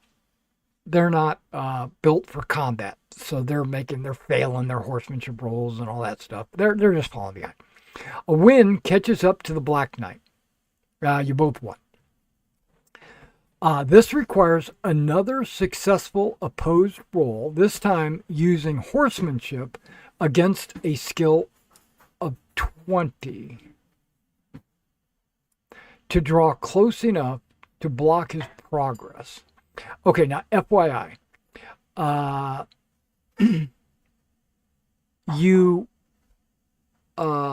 this is not a movement rate roll, so you're not getting the +5, but you do. Sanson has the ability to always succeed on his horsemanship roll, but that doesn't mean that you still have to roll because you're trying to get a 20, right, or higher. Do you guys have do either one of you have a skill of 20 in horsemanship? No. I have a 15. I Yeah. have a 15. So what that means is you have to crit. Wow, this guy has a horsemanship of 20? That's Holy what it crap. says. Yeah. That's crazy. I got a Well, crit! Sam- I got a crit! And look at I was close. You were close. Okay, so Sanson, don't forget to check your horsemanship. Good I job. did, I got a crit. Yeah, you crit. So a crit, you are able to block his progress, which in fact take your means time, that Gwyneth is also blocking it by default. Each set of opposed movement horsemanship rolls is one phase in the chase. This is only phase 2. If the Black Knight's progress is not blocked after 4 phases, he would have gotten away. Okay, but you stopped him on phase 2.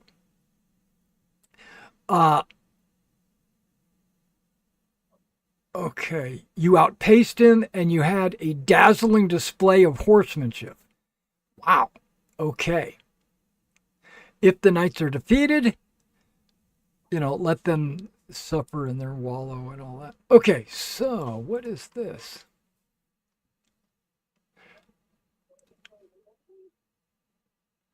Okay, so you block him. There is a knight holding on to a woman who's on his horse.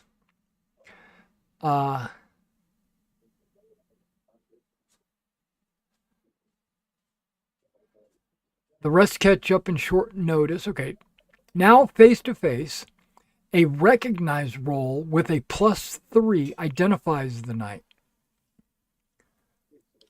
So we're looking for recognize. Did you add 3? No, it still wouldn't have helped. And Yeah, I added. Gwyneth, you still get to roll because you do catch up. Okay, you succeed. I couldn't remember where recognize was. I was looking for it. Okay. You notice him as Sir Huntslake. I have a token for him, but it's just a wild portrait. There's nothing big deal. He has got the nickname the Black Knight of Wendlin. Let me see if I can copy this. I mean, there's more than one Black Knight. Oh yeah. There's- Anybody can have dirty armor. or black as their heraldry, right? Well, this is the Black Knight. There you go, Sir Hanslin. Just a second. Where am I Well, at? Black Knights, they call them Black Knights because they're evil. No, not necessarily. I mean, this guy's dressed in all black and on a black horse. That might be related.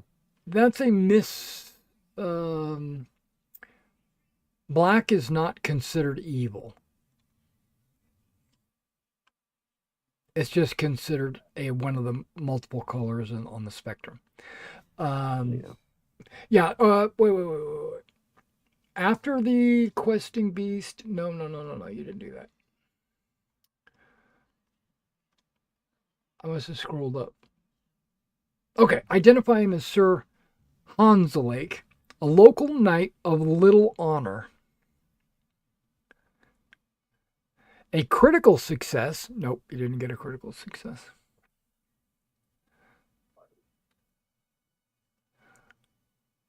Sir Hanslin is clearly affronted at this interruption. Man, I never. Okay, but not nearly as much as the maiden, who slides from the saddle despite the knight's best effort to. She stares up at him, sparks flying from her eyes, her righteous anger bellying her apparent youth. How you dare, she sputters. Do you realize what you've done? Indeed, lady, replies Sir Hanslake, sneering. You are mine by right of conquest, as witnessed by none other than King Arthur himself.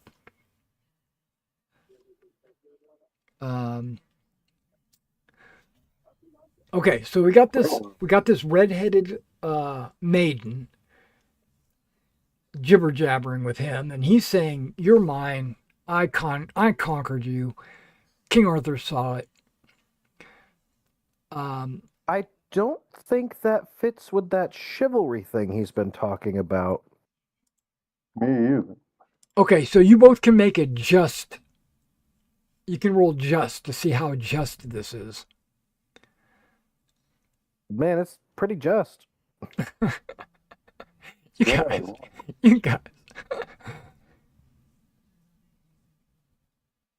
If you fail just, you have to roll arbitrary.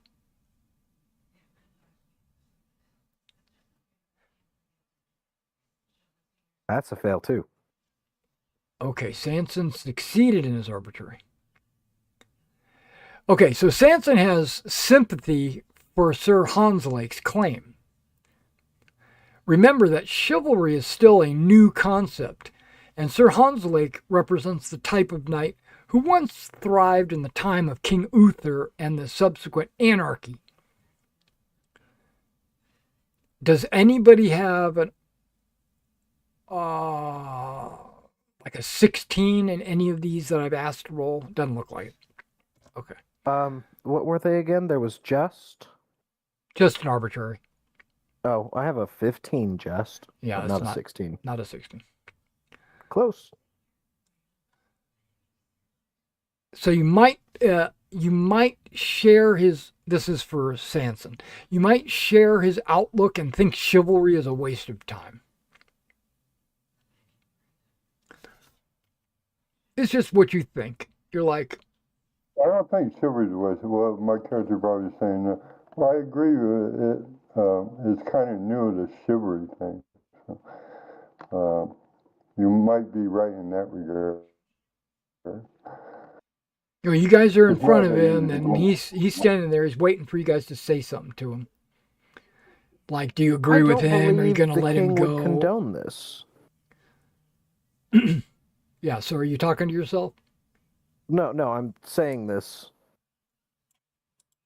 I'm calling him a liar. Yeah, because King Arthur did say So he you was offered a new chivalry. say, I what, get your point that because of the old ways, but I think it's in the new world now. Arthur. now I'm thinking, Gwyneth, are you going to say something to him? Yes. Okay, go ahead. Say it. Yeah, we're talking to him. I don't believe that the king would condone this kind of behavior. Are you talking to me? Yes, Or I are am. you just talking to yourself? I'm calling you a liar, sir. He gasps. What? You question my honor? I can't question something that doesn't exist. My character will laugh. I challenge you. I accept. All right, this is going to be interesting. 3 passes with a lance. If we need that many. If it's to the first person unseated.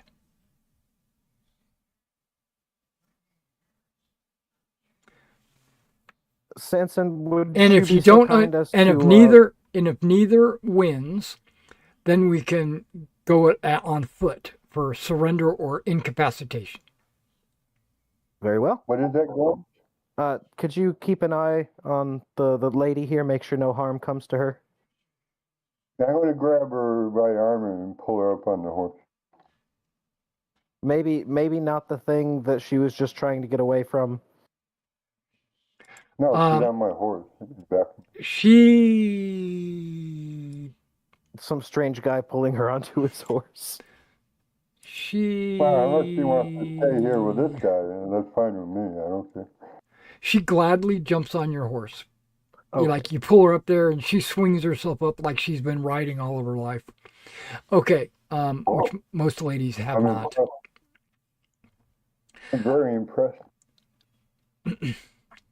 All right, so it's 3-round melee time. Okay. I am fighting on principles of honor, so I'd like to invoke my honor. Okay. And I assume you're going to apply it to lance or My horsemanship. and lance are the same. Well, they won't be once They're you both add the 15. +5, right? Right. I thought we add that after you do the comparison. You do. Okay. So it'll be. You could use your passion with honor. Yeah, that's what I'm doing. That's what he's doing. So the honor is a success. Guess what he's wearing? He's wearing a hauberk, a nasal helm, an akaton, and a kite shield. Oh man, one of us is going to have to go home and change. He has a lance and an arming sword. Almost exactly like you. But no, you're advanced. Yeah, almost. Yeah. Okay, so the first pass. And I'm Gwyneth. And you get a +5. Gwyneth, kick his ass. Wait. Here we go. Lance. I'm going to try to beat what you've got. I rolled a 9. I rolled a 4. He's got any skill on lance too? What was he got 20 and everything? He's kind of been around the block a couple of times. But yeah, you take 31 points of damage. think you'll find that's 10, but still, ow. Is 31 more than double your knockdown? Yes. Okay, he wins. He knocks you off the It's like horse. you're fighting it's like you're fighting Lancelot with this guy's skill. Jeez.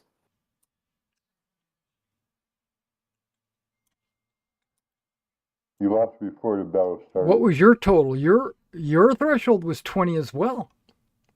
You just rolled a 4. Did you take your damage? Yep. Which, yeah, you get to subtract a bunch. Okay. How do you Enough. you get 20 in lance? You know, after 15, you only could put 1 point at a time. How do you get 20 in lance? Because I did a passion, Oh, which okay. is +5. Yeah. Yeah.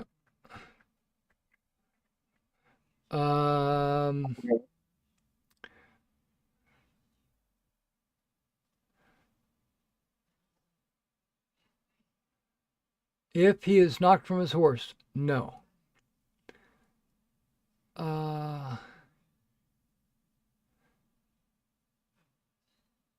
Don't we both take damage? No, he's got a Or higher was that one of the roll. things we had to correct? Yeah, we had to earlier? correct him. If he gets a higher roll, he used successful in your. Yeah, you got a tie, and you didn't tie.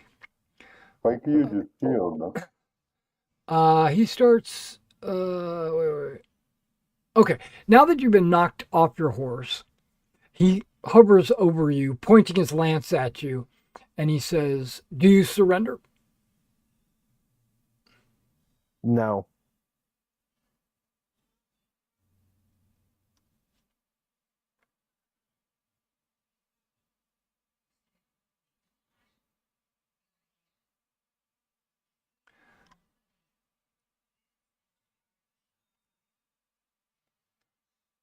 Okay.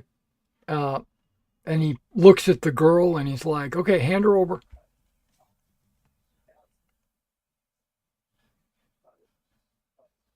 I don't think so. You challenged him. You didn't say anything about the female.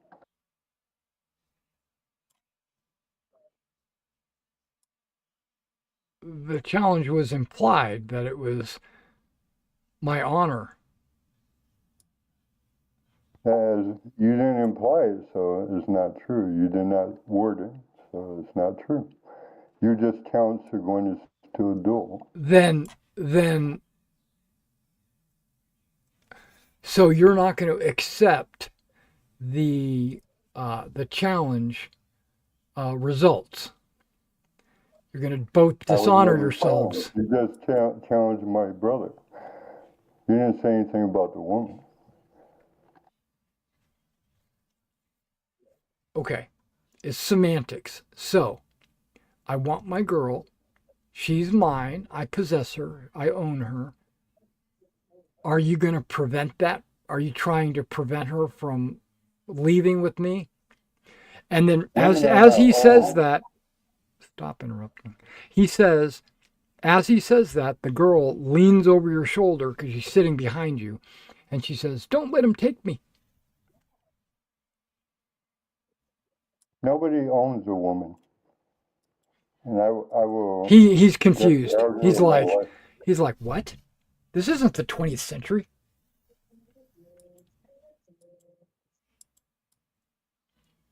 Women are owned.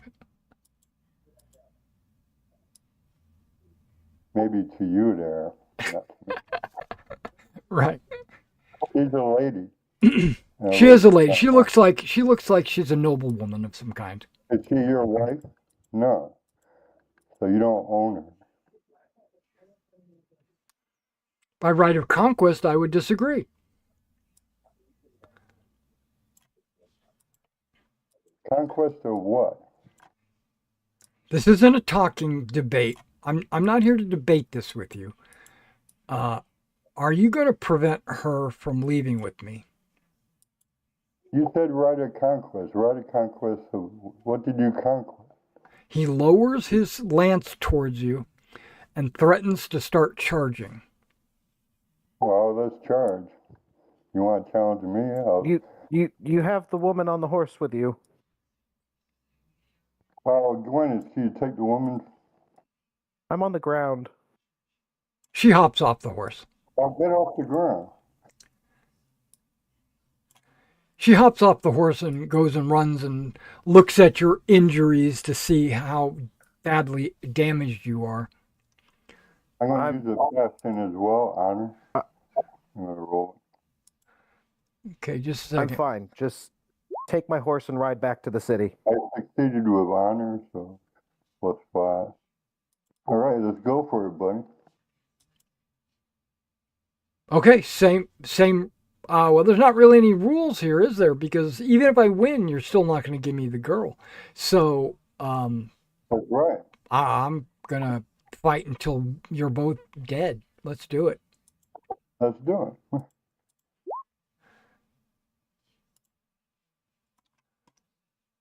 I got an 8.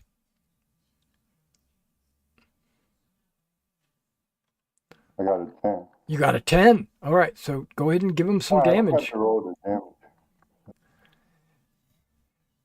Give him some damage. 23 is double his knockdown, so he is absolutely knocked off his horse. That's double his knockdown?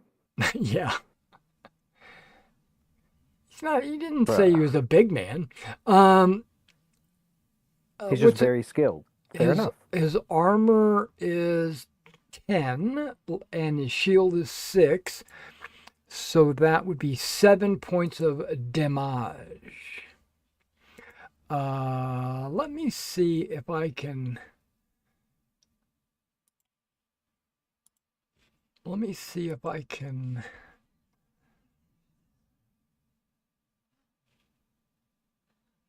Now he's off his horse, so I get another +5. That's right.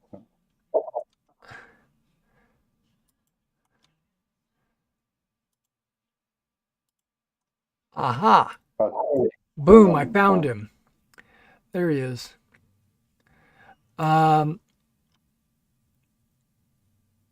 Yeah, so what did we say? Took 7 damage? Okay. He's going to be at -5. He's on the ground. Yeah.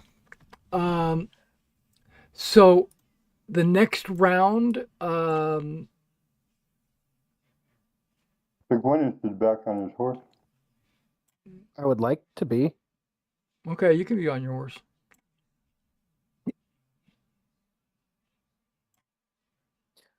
Now, he did just openly say this is a fight to the death between the three of us. Yeah, So, I mean, yeah. sounds like an invitation. So you're going to charge him? Definitely. He's on the ground. No, He's going to be getting up. I will let him get up if Sanson doesn't do anything. Sanson, what are you doing?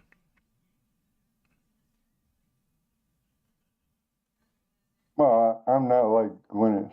I'm going to move close to him and attack this one. You can charge him with your lance, or you can strike him with a Yeah, sword. I'm going to charge him with a lance. Okay. All right. So he's charging him while he's trying to get up. Gwyneth, what are you going to do? Watch this happen, or are you going to also charge? I am not charging a downed man. Okay. So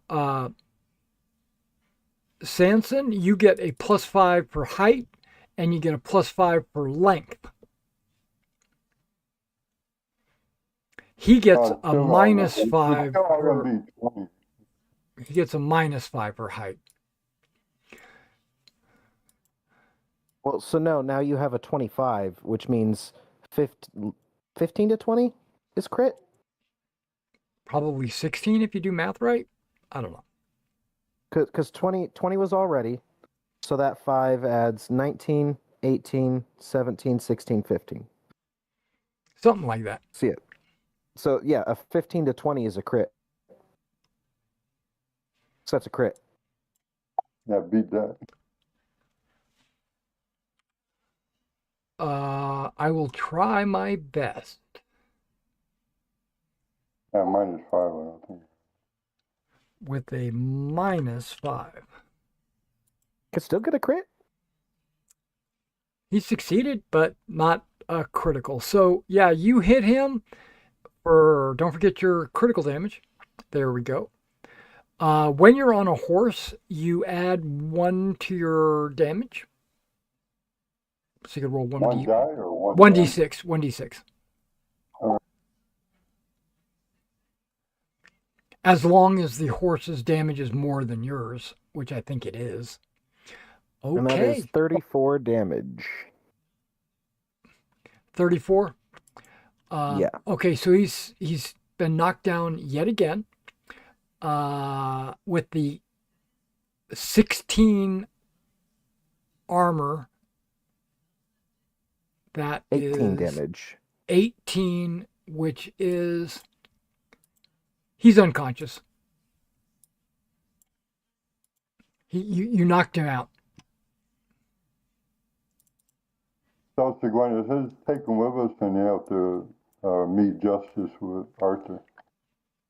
Yeah, I'm gonna try to perform first aid. Okay, very good. Just to leave him unconscious, but Oh man. so he's not bleeding. Okay, so you can't perform first aid on him. He's not at 0 hit points. He's just unconscious. He's not been. He might have a major wound, but I stopped looking.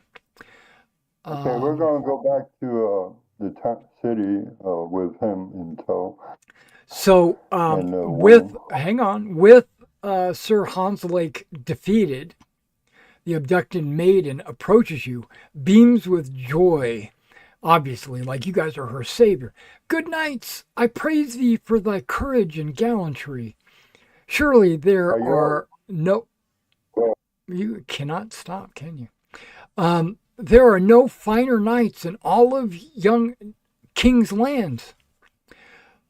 She profers her pale hand, palm down, bent wrist, She holds it out. What do you guys do? Kiss the back of her hand.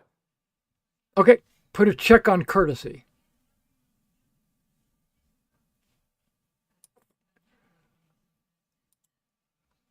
And I remove my helmet.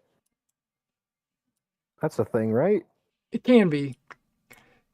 She says, "Verily, I am Nimue, a maiden of the lake.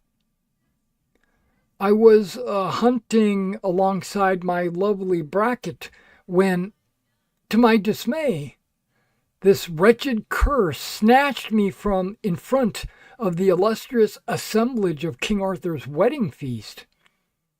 Should you deign to accompany me on my journey to Carlion, I shall be eternally indebted to thee. I must make amends and plead mercy from our good king and queen." Are you all right, milady? And are you wounded? Only emotionally. All right, we're going to go back to... we're going to bring you back to the town and to King Arthur, because we have to bring this knight to justice as well. He does You have a look like horse you that were you can familiar- throw. He has a horse you can throw his body on. Well, I was gonna say, you look like you're familiar with riding. Would you like to take his horse, and I'll Your handle the squires just now luggage? show up. Oh, good. Roland, put that Yes. thing on the back of your horse. That thing. Oh, the knight? Yeah. Okay.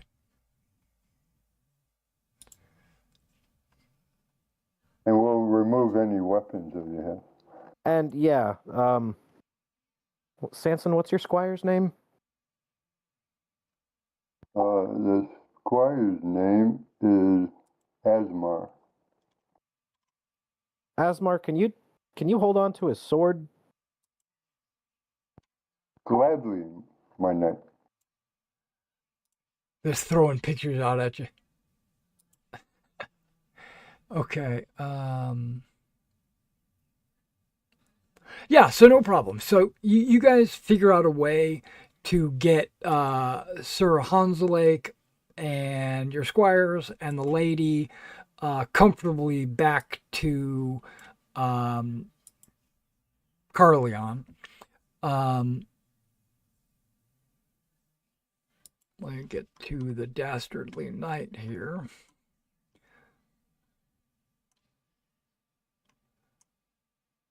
We're going to ask for audience with King Arthur.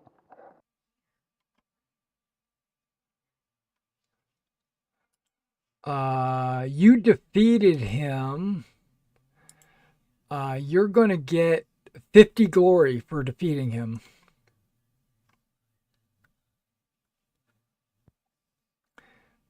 He's a 50 glory kind of person. That was pretty solid too. Just bam, bam. Okay, so you gather your belongings, you gather his armor and stuff, his weapons away from him, I guess. You don't want him to, like, go fanatic on you. He's not going to because he's going to be out for a while. But it's the castle is off in the distance. You start heading out toward the castle, and on the way back, you observe a tragic scene. A knight dead on the side of the road, and a lady lying dead across him. His sword transfixing her.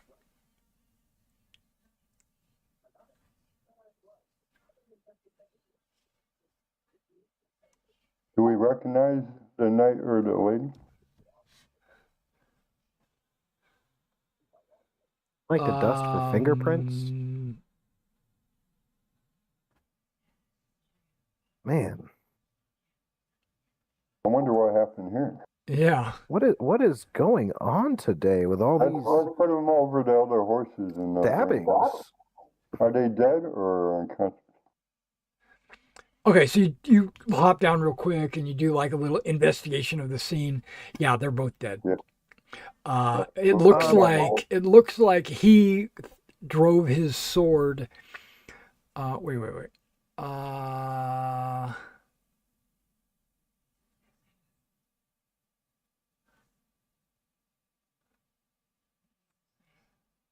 Okay, so it looks.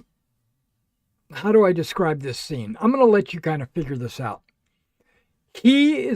The knight is laying face down in the dirt with a sword puncture wound in his back.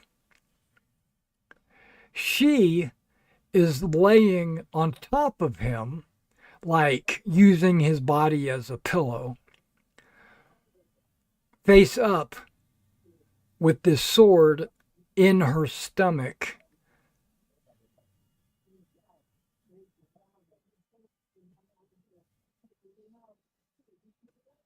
So the sword is through both of them. Yeah, they're a kebab. Kebab. Is the tip coming out of his stomach or the handle? Nothing is coming out of his stomach. He is dead with a wound. Oh. She is lying next to him with the sword in her stomach. She was trying to guard him. It looks Or like maybe if he you were died to and if she you were killed to herself in grief. if you were to look at his body, his sheath is empty. He doesn't have a sword. Well, You're we're going to bring the body over. You're going to assume that that's his sword stuck in her stomach. I wonder.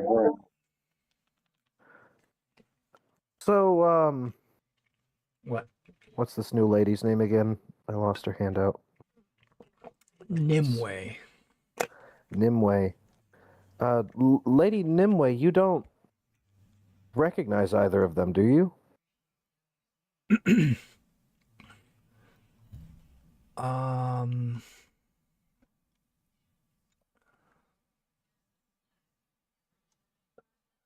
She was part of the hunting party. We weren't. Or marriage party, I mean. No, I don't. I don't recognize her, and I don't recognize the Okay. knight either. Unfortunately.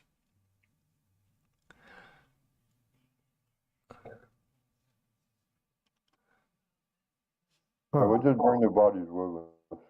Just You in get, you case, guys, you're gonna pick up this knight and this lady's body, and bring them along as well. You're gonna be like, you're gonna be. Samson, how many bodies do you think we can bring back in one go without anybody questioning it? Well, there's only two bodies. There's because the Sir Hans Lake is not dead, so he wouldn't be a body, right? yeah. Plus, Merlin can like I maybe don't think put a that body makes it much better. You haven't What seen happened? Merlin in a long time. Well, he might be there, he might not. Well, He's we'll find out. probably there because of the wedding, and the all that. So he's probably present for that. Yeah, yeah. So we're gonna head back toward Clarion, wherever the town is. Yeah. That way we might be able to identify them too. Someone might be able to identify them, and then maybe we could have a funeral for the night and the lady. Yeah, but you can pick their bodies up. You have enough horses. You have Yeah. 5 horses if you count his. You could throw one across your saddle or the yeah, you can take them. There's no problem. The squires are very, or you can just throw them across the squires' horses. Okay, so you make it back to the King's Feast. It is reached a very late hour, and the feast is over. It's been over.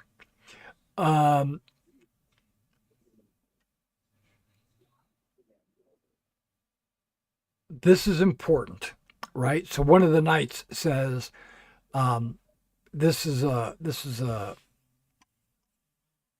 problem. Should I try to get a chirurgeon, and should we get Arthur in here to see what's going on?" Yeah, Yes, well, we seek audience with the king, but this knight was trying to steal away this lady. Her name is Nimue. And these other two we found dead on the road, a knight and another lady. Maybe Yeah. someone could have fight them. So should I get the king Yeah, yes, yeah. and the chirurgeon, please. and a chirurgeon? Okay, Yeah. okay. So he runs off. Now while he's gone, Nimue says to you guys, "I owe you a favor." And the way this works mechanically in the game, she has 10 points of favor to give. You have to decide who gets it. One person can get 10, the other person would get 0. You can go 5 and 5, you can go 4 and 6, you can do whatever. But a 10-point favor is something that can be pulled upon later. Like you could say, I want, can you help me out with this? And you can invoke your favor.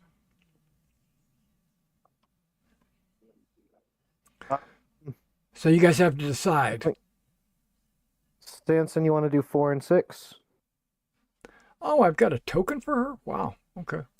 That's not what she looks like, but that's okay. I know how to talk. Let's go with no. Let's go with Maybe 5 and so. 5. I'll give you 5. So 5 5, and 5. 5 and 5? Okay. Sir Gwyneth. Nimue favor 5.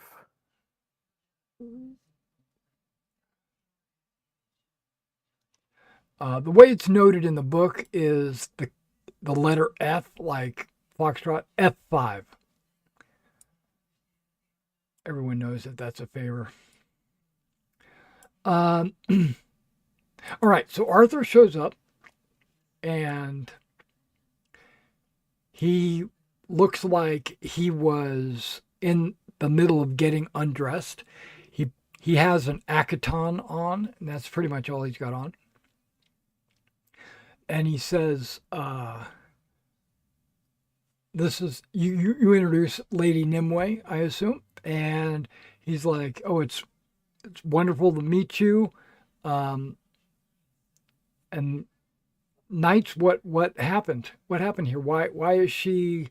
She looks like she's been punished or beaten or something. What's going on here?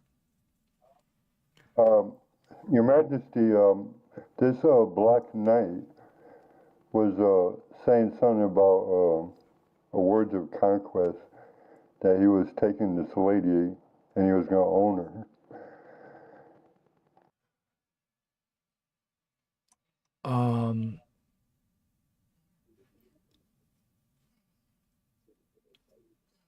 Oh, Well, we okay. saved the That lady, sounds that I believe this because during the feast, um, this lady Nimue, apparently Lady Nimue, had chased a. She recklessly. I'm gonna add recklessly chased a hart right through the great hall, bursting through the doors in a calamity. The hart bounded over the high table, and Nimue quickly took off after it. And then this knight you're bringing me rode through the feast hall on his horse in pursuit of her, thinking that he was going to bring her to justice or bring her back to see me or something. I don't know why, but this all happened at the time of the feast. Just everybody was confused what was going on.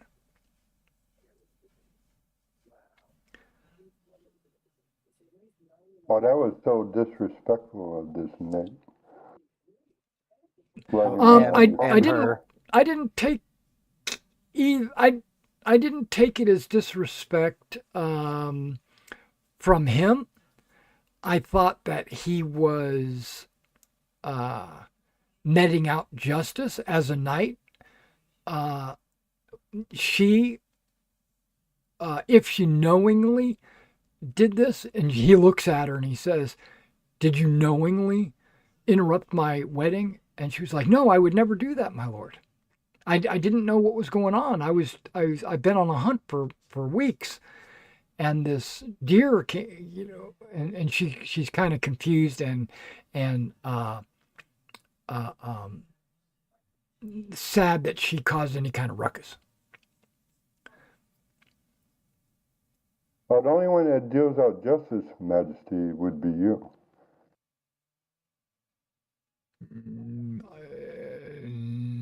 No. King's the only ones that deal out justice, not knights.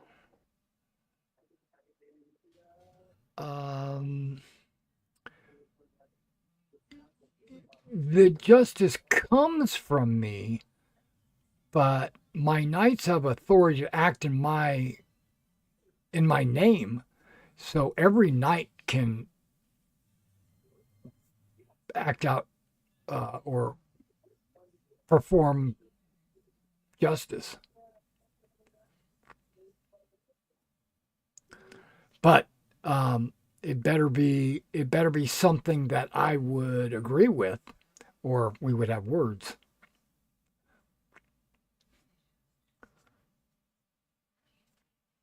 We also found these dead bodies on the road. There was one knight and one lady. The knight was dead from his wounds and lay on the ground. The lady lay on his back with a sword in her stomach. That is weird. We're not sure what to make of it. I might consult. I think I should consult with my magician and see if there is any magic at work, or uh, people just don't die on the road. Now, this knight you bring me, um, I I will pay his ransom. So 25 librum for you and 25 librum for you. Oh, Seguinus, you should go see the Kyurgeon. Since you're still in. no, thank you, my lord. I did not do this for money. I did it to protect a lady's honor. Me as well. Hmm.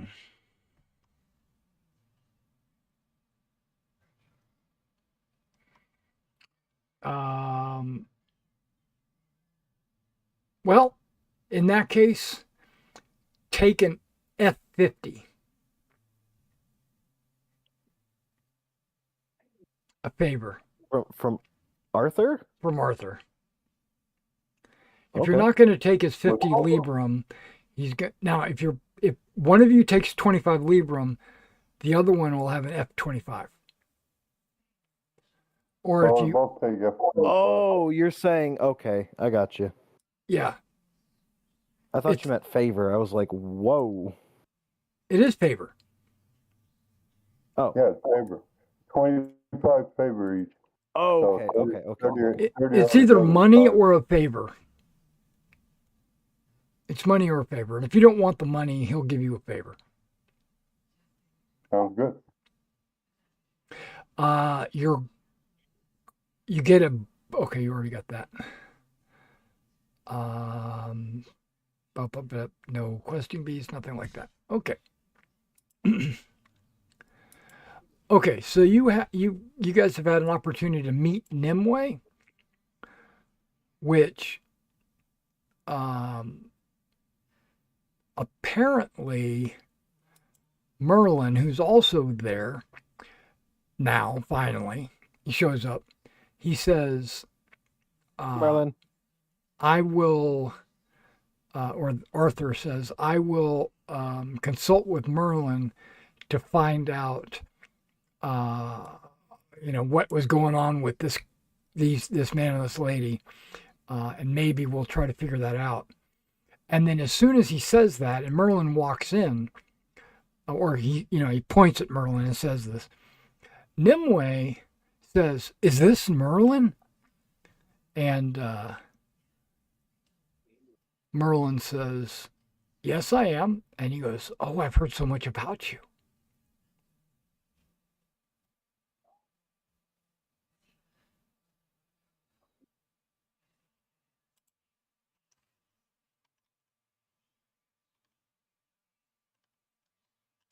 Just to give you a little heads up. Okay. Let's talk about favor just for a second, because it's your first opportunity to have favor.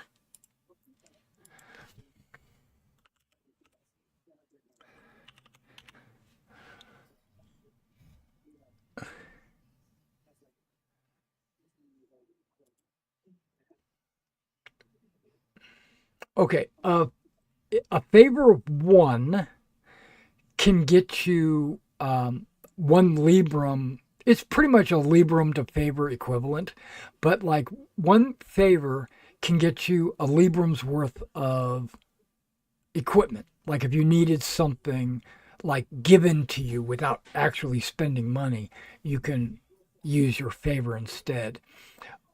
You can use a favor uh,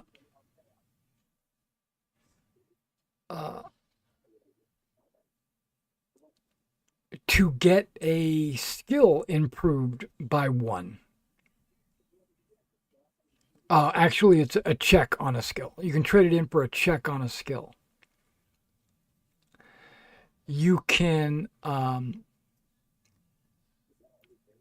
with 10 favor, you can get a point of uh,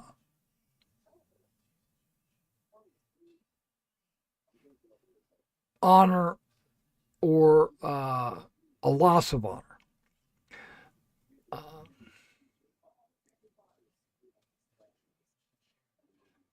Um, that didn't really help out. Here, hang on.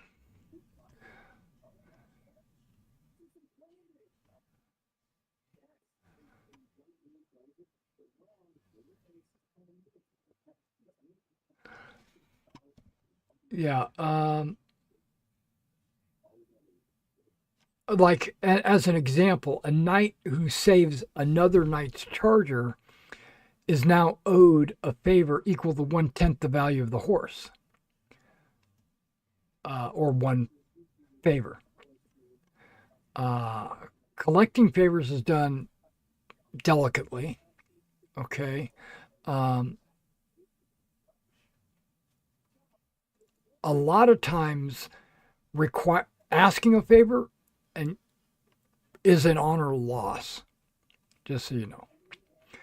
Um, Now you could ask them for a gift. Um,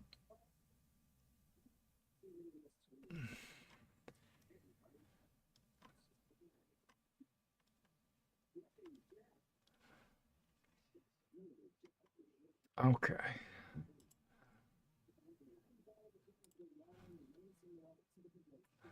Okay, that's favor equivalence. Here we go. Value deeds. Okay, I think I mentioned all of that.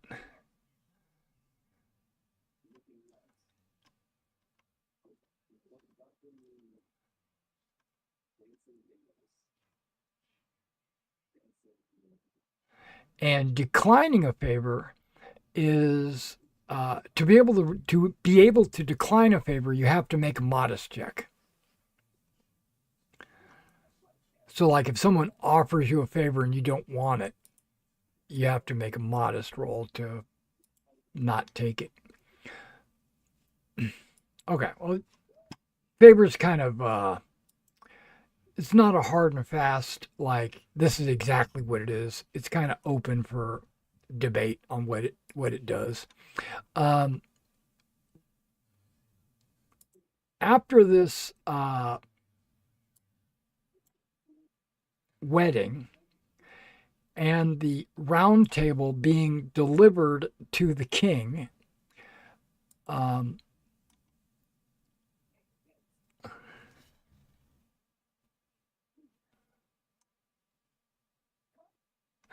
okay, you are victorious. You got his ransom or the favor. Um,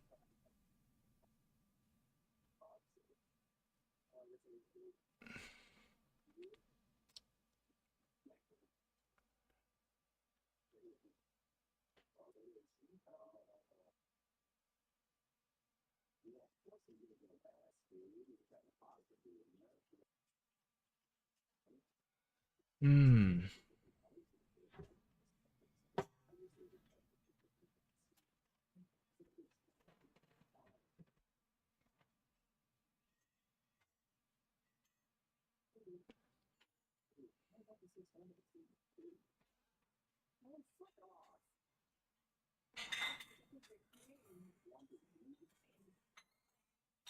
Sorry, I'm reading ahead here.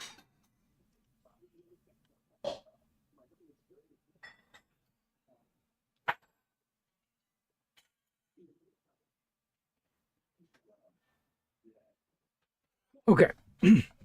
Regardless of the outcome, Nimue steps up to you men and she applies 15 hit points of healing to anyone that needs it.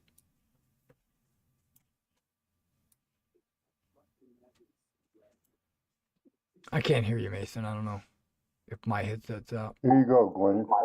Okay. Oh no, I didn't say anything. Okay. Yeah, Yeah. you're healed. Yeah, so you would get 15 points of magical healing. Oh wow. That's I mean, I've seen Merlin do something like that, but that's incredible. He's pretty powerful. He must be a druid.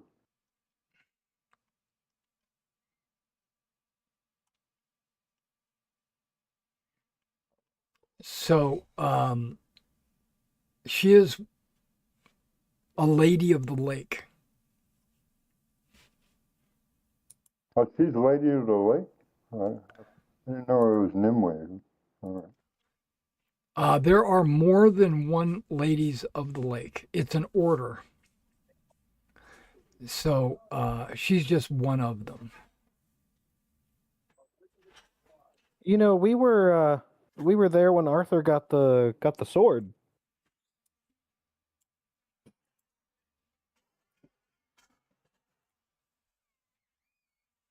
What sword? She doesn't know. That oh. Oh, Excalibur. He got it from. Well, we thought it was the Lady of the Lake, but apparently it's a Lady of the Lake. Well, No, I thought there no. was one Lady of the Lake, and the other were priests of Avalon, or something. Well, I might be wrong. She was the lady of that lake. Oh, So she so there could. really are just She could strange be. women lying in ponds handing out swords. Watery tarts or whatever. Yeah. So Do you have a magic sword? let me pull up Nimue's background. Da, da, da, da. This is Nimue, do you have a magic sword? no. Oh, to give Oh. you like Arthur? Yeah, right. No. I can't blame a guy for asking. Yeah, so they have a high priestess of Avalon. Um, that lady is called the chief lady of the lake. Chief Lady, got it. Yeah.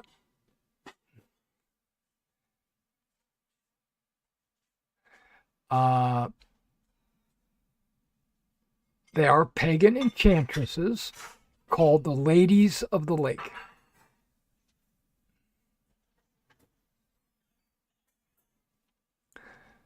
Yep, and they're very powerful. Yeah. They're not like she was happy to meet Merlin because she had never met him before.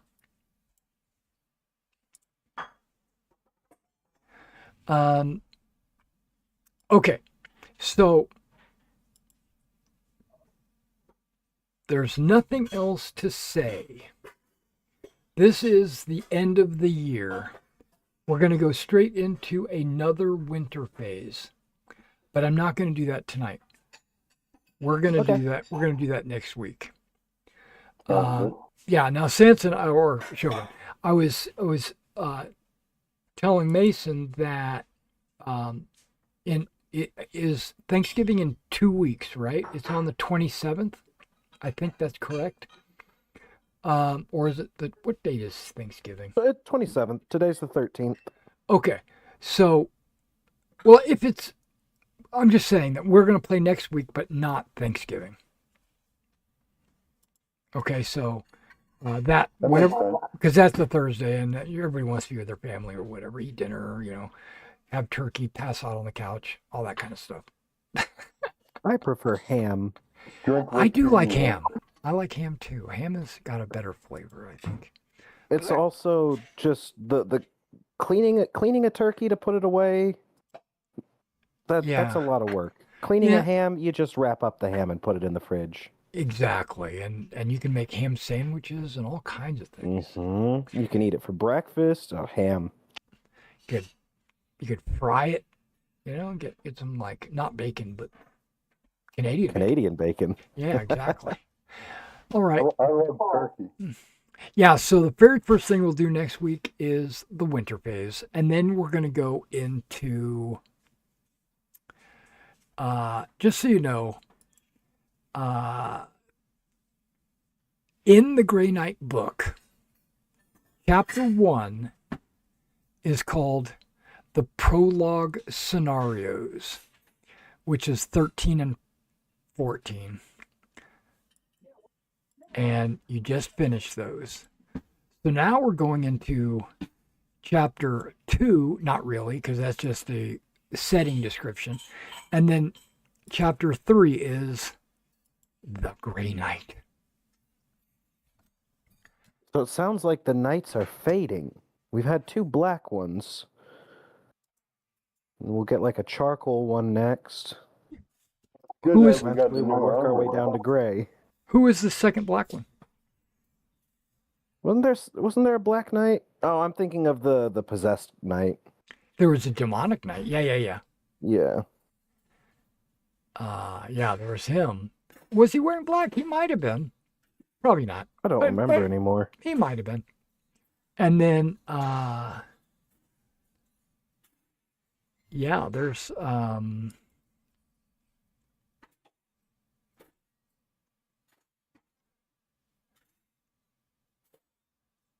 Justice.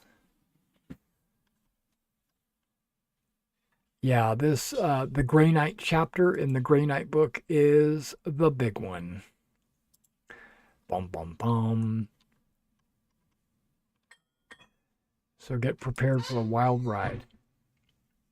So is he like an undead knight or something? Have you seen him? Yeah, you haven't seen him, but you have you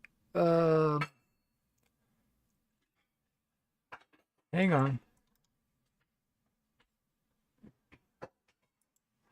I think it's just a spooky helmet. Yeah, that's his token. It might just be like a skull face mask kind of thing. I guess you'll have to find out. You'll have to find out when you meet him. Character sheet. Okay. Bio info. Yeah, he's wearing a chainmail coif, and it looks like he's got like the front half of a skull on the front, just based on this picture that we're looking at, which is the same picture as that. So it's hard to tell. He's probably a real person under there, just trying to be spooky. Or, knowing the Arthurian tales, he might be one of those, haha, you can hit me and I don't bleed. Like the Green Knight? Yeah. Yeah. Could be that. All the other knights I've got, I just have heraldry. Hey, there is a lady in black.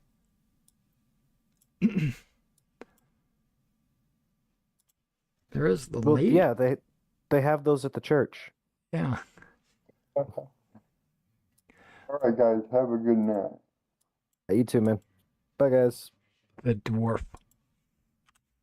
All right, you guys. Good night. All right, everybody. Thanks for hanging out with me. We are moving on to the next year. Our player Sir Caradoc, he's got to go through 2 winter phases, and hopefully he'll attend next week. All right, and I will probably after this is for you guys as an audience to know that at the end of the Grey Knight book, I'm going to consider that an end of a campaign. I'm going to wrap everything up. That's going to be the end of the story. Characters will be put away, and I'm going to start a second campaign, one that is of my own creation, uh, with all the story, the history, the background, the characters, the all of that. Uh, the goals, the epic quests, and all that is something that I wrote for my Harn campaign, and I am going to uh, spend time after the Grey Knight. I'm going to spend a little bit of time to convert or to be able to. I don't know what the word is I'm looking for. Um,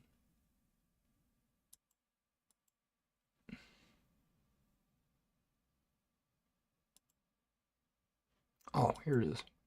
Boop, there it is. Yeah, we're gonna take the Harn world and the quests and the adventures and everything that are part of Harn, and I'm going to use Pendragon as the game mechanics and overlap it, and not use the Harn master rules. Just use Harn. Just use Pendragon, because I really like these rules. Um, the one thing that is the one thing that I'm, and this is just an honest take, the one thing I don't like about the Pendragon campaign or the Pendragon storyline, book, whatever, is that it feels like there is, how do I say this? It feels like there is a railroad that we're on, and the players are on this railroad, and they're going from stop to stop along this railway. And when they get, and I'm deliberately using the railroad as an example because some people say I don't like being railroaded. Well, that's what it is. The campaign is a railroad, and it's going from stop to stop. But at those stops, you go on a variety of different adventures. But then you get back on the train and you continue to the next stop. And that's one thing I don't like about this game. And what makes it that way is they're drawing the years, the 514, the 515, the 516. They're drawing those activities, adventures, and quests that are in the literature. It's almost like, think of it like this. I'm going to use Lord of the Rings as an example because I actually ran a Lord of the Rings campaign a long time ago using the either the Middle Earth role playing or the Roll Master. I did that for a number of years, but if you were to take your players and place them at the time of, let's say, Bilbo Baggins or Frodo, if you put the characters in that time period, there's all this activity going on in Middle Earth that the players are either interacting with or hearing about. So it's like it's can they get involved in the Fellowship of the Ring? Could they replace one of the characters? Can they be added on? Like if you made a dwarf character, would I put you as Gimli, or replace Gimli with your character to perpetuate the story that is the Lord of the Rings? That would be boring, I would think. I personally believe that would be a boring story. I would know that there's a kraken in the water in front. I would know that there's a Balrog. I would know that there's eagles and there's Gandalf will die and come back to life, and I'll know the treants. I don't want to know all that. I don't want, as a player, I wouldn't want to know the story was written in stone and I'd be participating. Now, as an alternative, you could have your players in another town doing their own thing against orcs or whatever. But if it's taking place at the time of The Lord of the Rings, then what you're doing doesn't really matter. Because what matters is the Fellowship of the Ring and all the little battles and encounters that they go through. So it takes the epicness of your character and makes you just a run-of-the-mill adventurer, right? You're no longer the the subject of the adventure of the story. And I kind of think that's what Pendragon does. It has this epic Fellowship of the Ring, King Arthur and his Knights of the Round Table, and the whole story of Guinevere and Nimue and all these other characters that are in literature that you could read about and know exactly who they are and what their abilities are and what they can do and stuff like that. Like Sanson was saying, oh, isn't she just a priestess of Avalon or whatever? So he knew already before I had to tell him anything. And that is kind of a pet peeve of mine. As a player, I don't want to know that kind of stuff. I don't want to be put on a railroad and driven down the track. I want to go and do things that that are not. I want my I want my decisions to be consequential. And maybe I do something right and I gain power, or maybe I do something wrong and I lose power. But when everything you do is already predetermined, it gets kind of boring, right? So that's, but the mechanics that the game shows, I love. I love the way like fighting happens. I love the way the magic system works. I love the interactions with your passions and your traits and your skills and the way it's contested. The battles are contested. I love all that. I think that's a really good system. And and then Harn is a campaign setting. It's a world. It's got kingdoms, duchies and provinces, and it has its own monsters, and it has a whole lot of things about it. But it has different kingdoms, have different flavors. It has elves and dwarves and dragons and sea monsters and all kinds of things. And I think that it's more like what you would think of as a traditional fantasy setting. It's low magic, right? Like there's not a lot of wizards running around. There's not a lot of magic weapons and stuff like that running around. And that also kind of feels kind of Arthurian. So that's good. But there's nothing predetermined. It's all open-ended. And it's really up to the game master to decide what the story is. And it's up to the players to how to interact with these stories. And so I love, and even D&D, when I was playing Dungeons and Dragons, which I don't do anymore. But even when I was playing that, it felt kind of like a railroad in that you get an adventure module, let's say Temple of Elemental Evil or something. There's a temple, there's evil. You go from encounter to encounter to encounter. You're given free reign on where to go, but not really, because you go around and then boom, you hit this one thing, it happens, it progresses the story. You free reign, boom, progresses the story. So there is a railroad with stops. And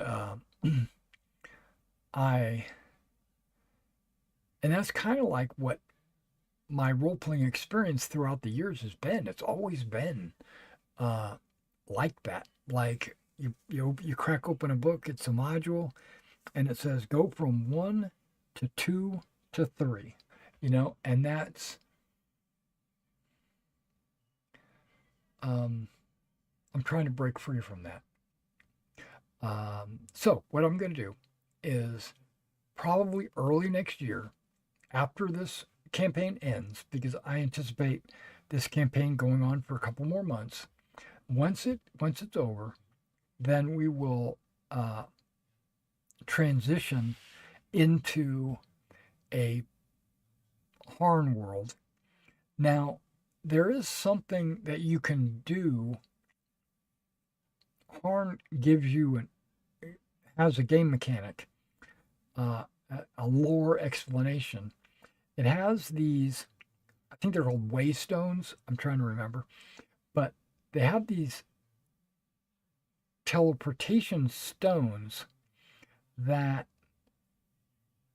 when activated, they're magic.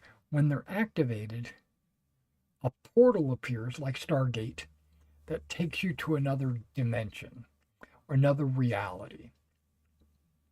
And I think that I'm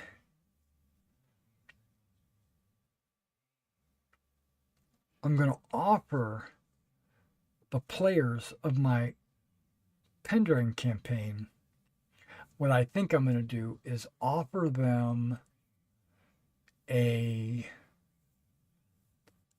uh,